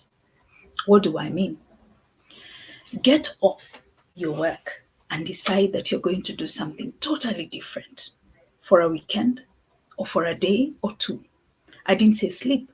I say do something totally different from your normal things. You change your mindset, you change your whole environment for just a day, and it helps your mind rejuvenate. It helps you wake up with a new feeling of energy and something new that you're looking up to, other than what is now seeming mundane in your entrepreneurship journey.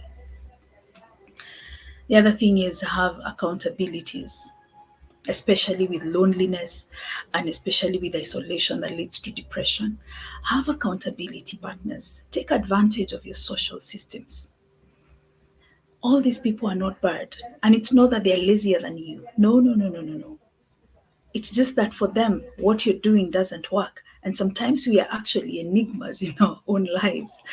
We are seen as though we are not even understood by our own people and the people we call our people. And therefore, it's important that you keep connected with meaningful relationships. Switch off your laptop when you get home. Get to listen to what is happening, the vibe that is around you. Listen to people, be connected with them, be there, be present in their lives. Do some things that will keep you awake in your own personal social life. It is very, very important. Go out for dinner with your friends. Let them rub the joy and the life in you and help yourself get out of depression.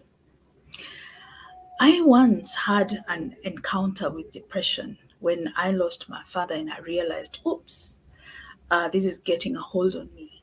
And so I called a friend, and this friend told me, no, you have to get out of the house. And for a whole week, he made sure that I was out of my house, and he made sure that we had lunch together. And by the time that week was ended, my mind had already started waking up, and my heart was already having a good heartbeat. And I was able now to wake up and go back to work and become productive. What is that one thing that you need to do different in your schedule that will make you blossom once more? What is that one thing that you will need to do in your whole system? And it is going to be that one piece of the keyboard that you press, and it brings life again to your music. So look within, look at yourself, and take care of your mental well-being. I work with different people. I work with different organizations. I deal with daily issues on mental health. I also deal with issues at community level emanating from the past issues that people have encountered. Those are more traumas, childhood experiences. And I can tell you, when we don't take care of ourselves, we are literally killing the whole systems that we are trying to build. So it takes a lot of you to accept that this is not working well, and my system is not really responding in the correct way, and there is something that is within my ability that I can do. It is also part of self-care in an entrepreneur's life. There is this bit of finances. Entrepreneurs hardly have finances. And so you're looking for that one more dollar, that one more shilling. In Kenya, we talk about shillings. By the way, I am from Kenya, East Africa, and I'm really happy to be on this platform as an East African Kenyan woman and Black woman for that.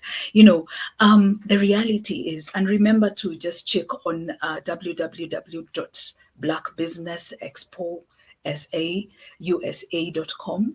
And let's support the young people who need our support in terms of education. It is very important. Coming from Africa, I truly understand the struggle and the hustle of trying to put one and one together to get to learn more in your life and to get to become better. So support that young person, and let's make someone a better person in life.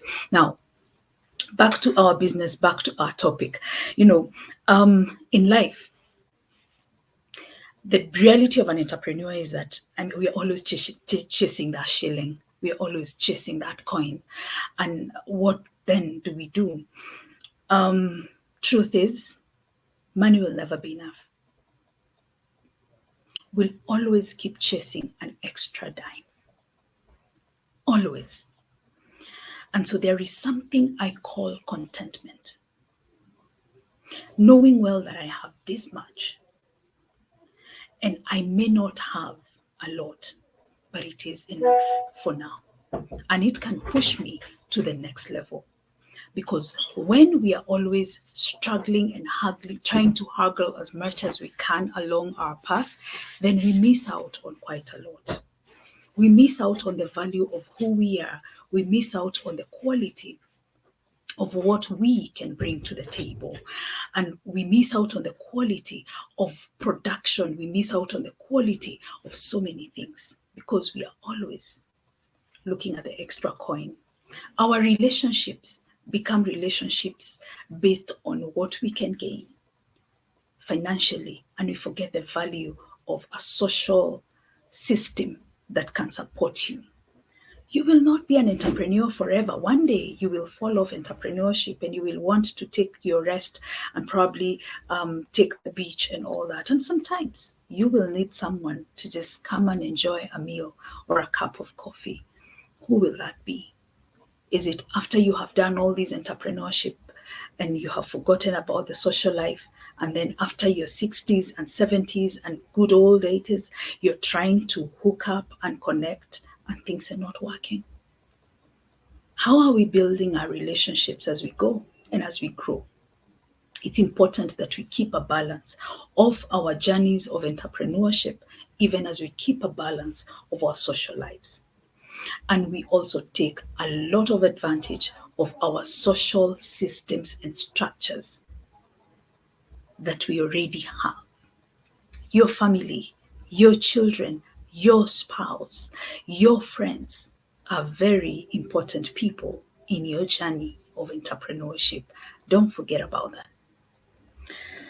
Well, besides all this, there are other things that I also do besides mental well-being and counseling. I also work closely with young men across Africa. And with that, we have set up an organization called Thriving Communities Africa. With Thriving Communities Africa, we are reaching out to young men in our communities and we are bringing out the best of them. I personally believe that every boy needs to be given an opportunity to become the best version of himself, just like we give the girls an opportunity. I look at Africa, I look at the Black community, and I say we need to have a better plan for our posterity. Did you hear that? Yes. We need to have a better plan for our posterity. And that is going to be achieved when we are building the young people and our young ones that we are having today.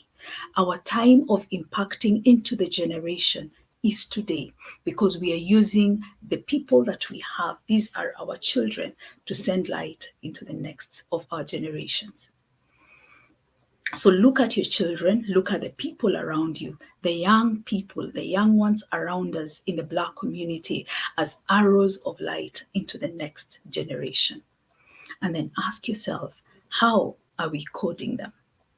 I believe that the Black Business Expo USA is trying also to build the same, to code this light in the lives of our young people by giving them education and allowing them to access information.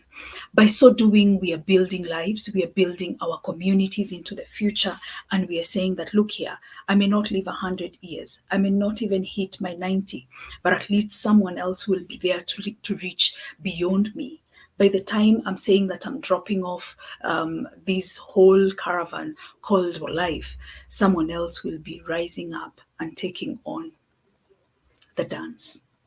And so I always like asking people, today we are the entrepreneurs. Today we are doing very well. We are changing the world. We are shaping the way things are being done in the world.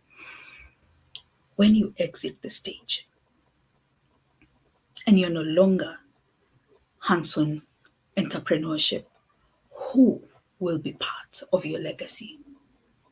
What will you have left behind for the next generation?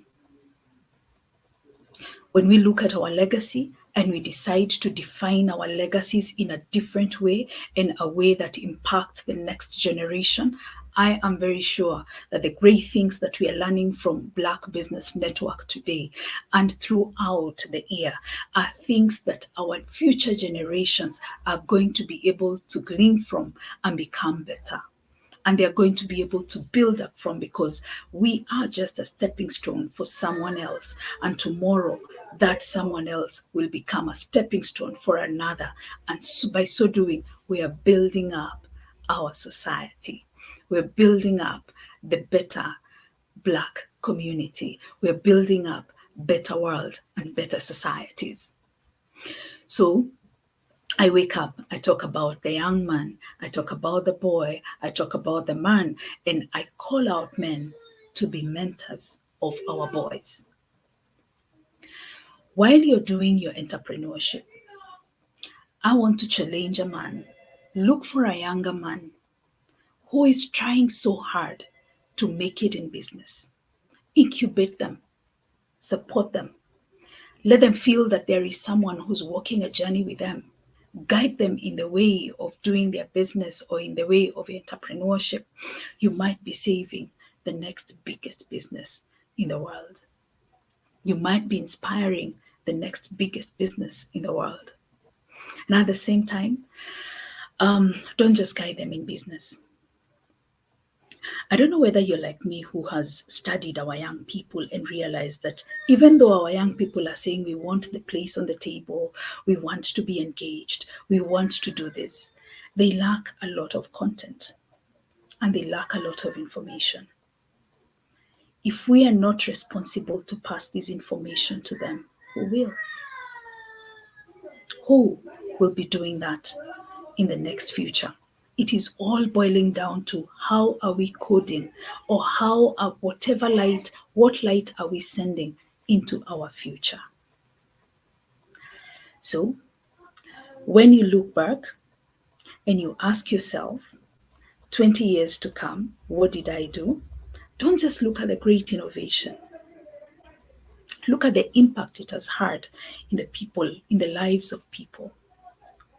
Look at also the people that you've worked with, the people that have journeyed with you in the process of building up your enterprise. How has that changed their lives? Not just from a financial component, but from a social, psychological, mental, intellectual well-being. How their professionalism, how are you impacting the lives of the people around you and the people who work with you? So after you have found yourself and you've become a better entrepreneur, after you have been able to manage your well-being, your psychological well-being, remember that you're not just doing business. There is someone that you need to impact.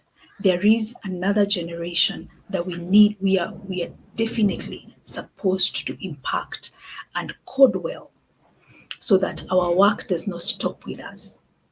Our visions don't die with us. We need to speak our visions and our plans and our desires into the lives of others who are going to make it broader and bigger and better and make our work live beyond us.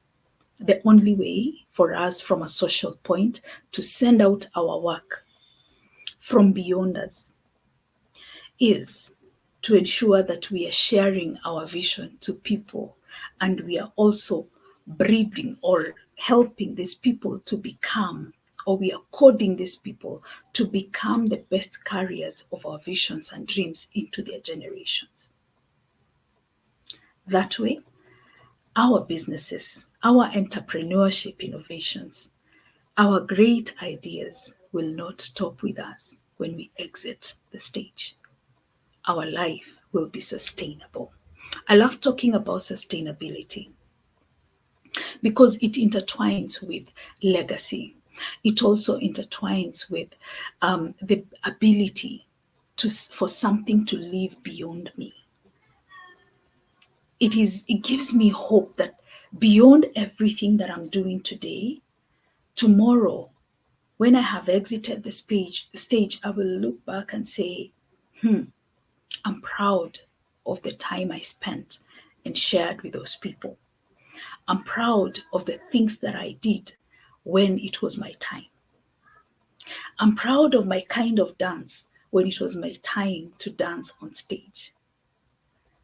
How many of you are proud of your kind of dance? And how many times do you look back and you say, the dance is coming up very well. I may have missed a mark, a step. It's okay. I can still manage it tomorrow, and I can learn how to do it better. Because yes, that's the reality of an entrepreneur. We don't do it well today. We wake up tomorrow, we do it better, and we achieve more. But as we achieve more, let's carry on the young people in our spaces. Support them, mentor them, let them see you doing it. Let them see you going through your hard time. Let them see you going through your happy moments. Let them see you celebrate your milestones. Let them see you celebrate your millions and your dollars and your billions as you grow. As you do so, you will be inspiring them to become and to grow and to make it in life. But as long as we're saying we have a whole population of young people, we are going to get them in school. Fine, get them in school. But not everyone was designed by his maker to become an employee. Some are the most impactful serial entrepreneurs of this world that our current global economy that is not doing very well requires. But how are we going to know it if we don't engage them? And how are we going to know it if we don't give them chances?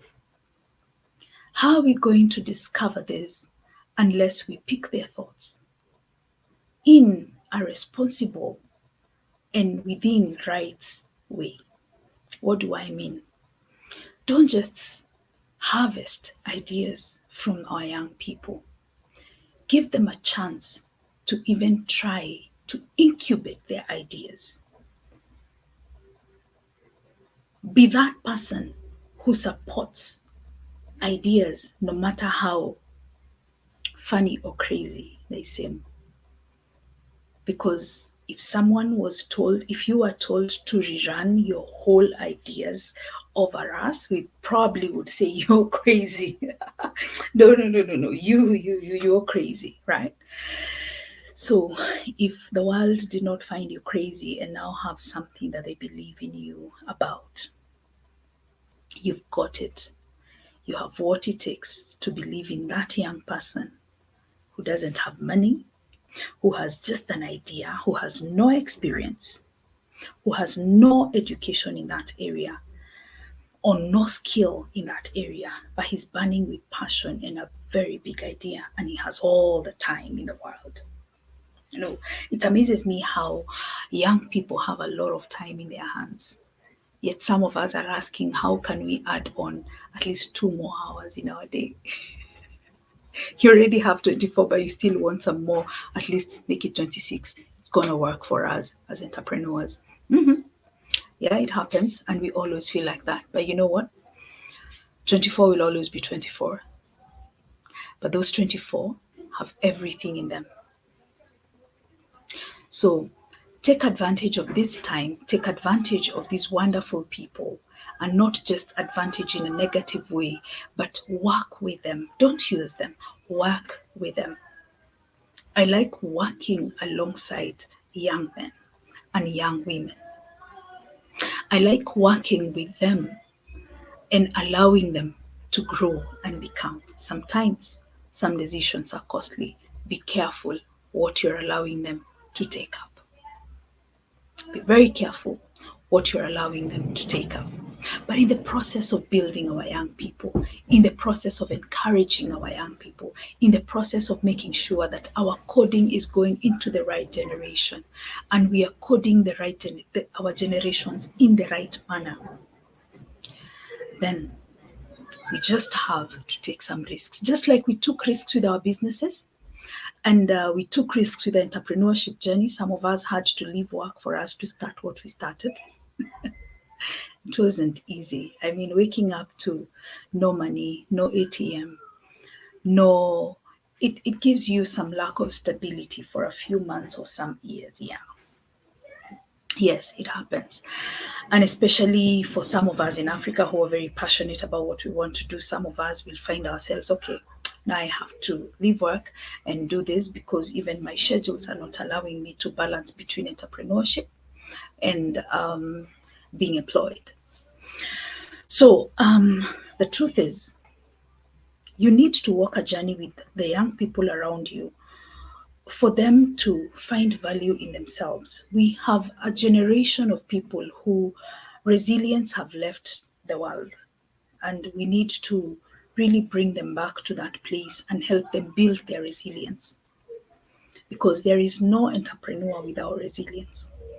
There is no entrepreneur without patience. But you find our young people, they're very microwave people in terms of whatever they want. We have landed, unfortunately, to a generation that feels. Today, someone wakes up and feels, I don't feel like. And those are some of the challenges that we are also facing as entrepreneurs in our work when you want to employ the younger generation. Then you sit down and you're thinking, oh my God, I have invested so much of my time. I have invested so much of my energies in this. I have done so many things in my life to make sure that this is working. And this person just comes and sleeps or says they don't feel like working today. It's not a nice thing. But yet, this is the product of what we are. This is the product of what we have been creating in our homes and in our systems. So before we point a finger at our young people, and before we say, this is not working, before we say this generation is like this, have we gone ahead and asked, how much time have we given to them? How much time have we given to this same generation to help them see things in the right way or in our eyes? How much time have we given to building their character, their resilience, their value system, so that they become better people? I want to believe that before someone judges, we need to first ask ourselves, what have we got to do with this? Because yes, we are quick to say this is the Generation Z, and yes, Generation Z is too fast. But yes, there is still something that we can do. We can all sit down and decide, okay, this is not going to work for all of us, but maybe there is something you can learn from them in their very quick way of doing things. And there is also something they can learn from you in your process-oriented game. So eventually, when we look at ourselves and our lives, we realize we're not just doing business to make money for ourselves and our children. We are here to do entrepreneurship and network and build structures that are going to live beyond us. These structures, these businesses, they need healthy human beings, because your health is your wealth. If your mind, your well-being is not healthy, then something is wrong, or something is likely to go wrong. When your physical well-being is stable and you're not spending more time using your insurance cover because you're having pain here and pain there and uncomfortable here and uncomfortable there, and doctors are not telling you take it easy, then you get to realize that, oh wow, there is so much you can be able to do. You become more productive. You become better in your way of doing things. And therefore, that is why your well-being is very critical at any one time in your life. And finally, your legacy. Your legacy is everything. And you don't start working on legacy when you're like 3 years or 4 years about to exit from the stage. I do a lot of projects, and one of the things that I keep doing is that, especially programming for communities, we do interventions at community. We are having some interesting products around mental health at community level, trying to reduce the suicide rates at our community level. Because we notice we're having a lot of suicide cases in communities, and especially men are dying more of suicide. And so one of the things we look at is we look at an end-to-end programming, where we ask ourselves exactly what do we want to achieve? And then we ask ourselves, what is the sustainability in our programming? What is that thing that even when we leave the community, we can come back 5 years and still find something growing and working as a result of our implementation? When we do that, I'll tell you what we do. We start thinking about our sustainability approach from the point of entry into the community. And therefore, we have markers and milestones that we weigh just to make sure that every other component of our project or program rollout is carrying something to do with sustainability. So if you ask me about sustainability at 3 years, when I am about to exit the stage, it's not going to work, because sustainability starts from the time you start thinking about your business idea and how you start rolling it out and how you start engaging with people, how you determine your target group. All these things build up towards sustainability. Sustainability is part of your legacy. I know people have used sustainability in a very bad way.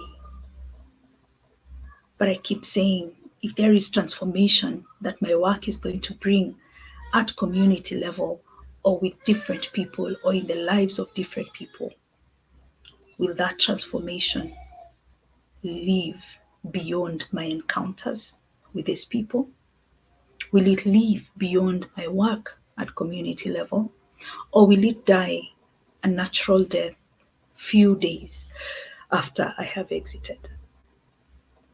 Same case with our businesses.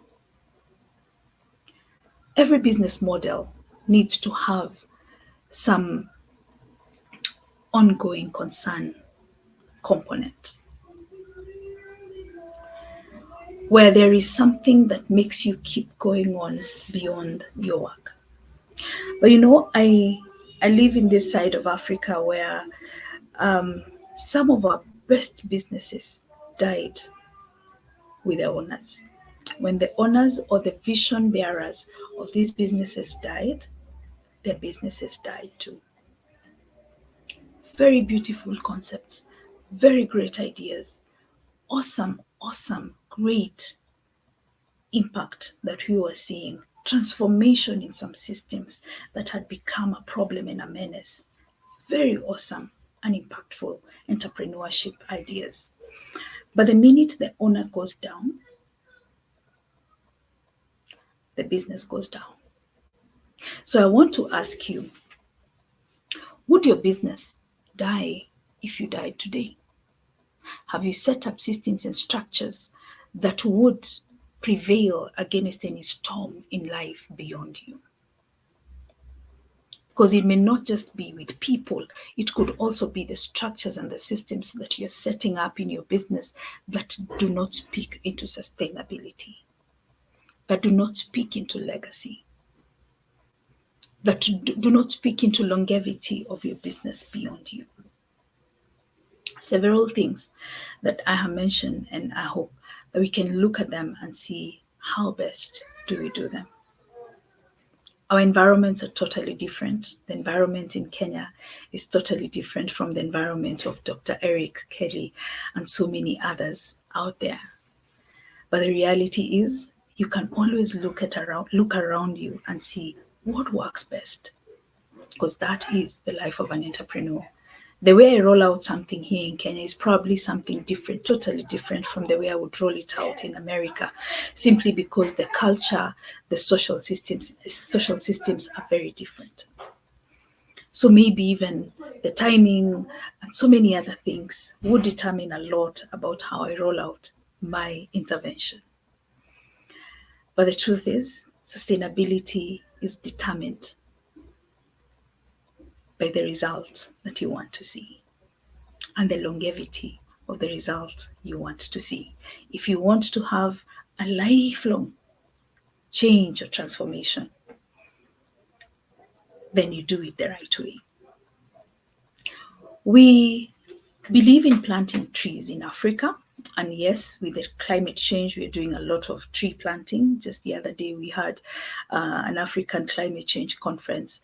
And one of the things, summit, and one of the things that I know we're speaking about towards environmental change and all that is planting of trees. Now, there's a tree that I'll plant and it takes 3 years. There's another tree that I'll plant and it takes less than 3 years. There's another tree that I'll plant because of its nature and its value and its makeup, and it will take 7 years, 8 years to mature. So it depends with what you want and the structures you're setting. There are structures that we set that only take us for 2 years. There are structures we set that take our businesses. There are structures that we set and our business live on. We as a Black community, we can also show the world that we've got gold, and there is so much that we can do to contribute to the world. We can also leave quite a lot behind us and impact generations to come. Think of the many people that have gone before us and have impacted our lives, and see what they did differently, and see how to make sure that you're having your sustainability ready and your legacy right at the beginning. I noticed that you've come back. I'm happy to see your face. No problem. Well, you had such powerful words and information with such a soft, easy voice. So, oh, thank you. It's like one of those things where it's like, I know they're telling me to work harder, but they said it so nicely. So I really want to thank you for all that you had. I know folks got a lot out of that. We appreciate you at the Black Business Network for coming on and sharing your knowledge, sharing your information. Hope that you'll come back again. Tell folks what's the best way for them to get a hold of you if they want more information to work with you. Mm-hmm. Thank you so much. I am on LinkedIn as Faith Nashipaye. I am on Twitter as Faith Nashipaye. I am also on Facebook as Faith Nashipaye. But I'm also on Facebook as TCO Africa. TCO Africa. That is at TCO Africa. That is at Thriving Communities Africa. Mm-hmm. I'm also on Facebook again as Thriving Families Kenya. A lot of our work where we do with Thriving Families Kenya, we also get to contribute to the NGO, which is Thriving Communities Africa, where we really deal with young men at community level, young boys, and also men. And we do a lot of advocacy in our country and beyond. Then on Twitter, you can also get us on TCO Africa. Then on LinkedIn, you can also get us at TCO Africa. Okay. Oh. Good. All right. So again, thank you very much for all the info. Look forward to having you back again the next time. And as we say, genius is common. I'll see you on the other side. Thank you. Thank you so much, Sydney. Thank you for having me. Thanks to Dr. Eric, and thanks to my good friend, Unisa Kamara, who has been a great link towards this. And I truly appreciate every business person who's doing great things out there. Let's do it, and let's do it very well. God bless you. Bye-bye now. Bye-bye. How many times have you been asked to help someone you didn't even know, a student, a business entrepreneur? Or did you ever even ask, where did they end up? That business, that friend, that entrepreneur. Well, just maybe they ended up in a gang, bankrupt, homeless, or worse, dead. Maybe they turned to crime, drugs, and alcohol. Did you ever wonder? Did you destroy their dream, or was your life always so easy? At the Black Business Olympics, we started a movement to help students complete. Give them hope and foster success. Help them to leave their dreams of providing laptops, computers, and up to $5,000 in scholarship funds. Today, we ask you to help a student, a business owner, or an entrepreneur to realize their dream by sponsoring them, supporting them, and buying from them. Consider this. With $1.6 trillion in our Black community, we only ask for a small donation for our students, our businesses, and our entrepreneurs. And you can change a life today. So I ask you, what are you going to do? Sit on the sideline and watch our students in high school be leaders, miss out on their dream from lack of resources? Or are you going to donate to the movement and change their future and yours as well? Give us a call today at 919-308-9090. Change their life by investing with action to the Black Business Olympic Fund. The Black Business Olympics, one of the largest business showcases of Black business in the history mastery of the world.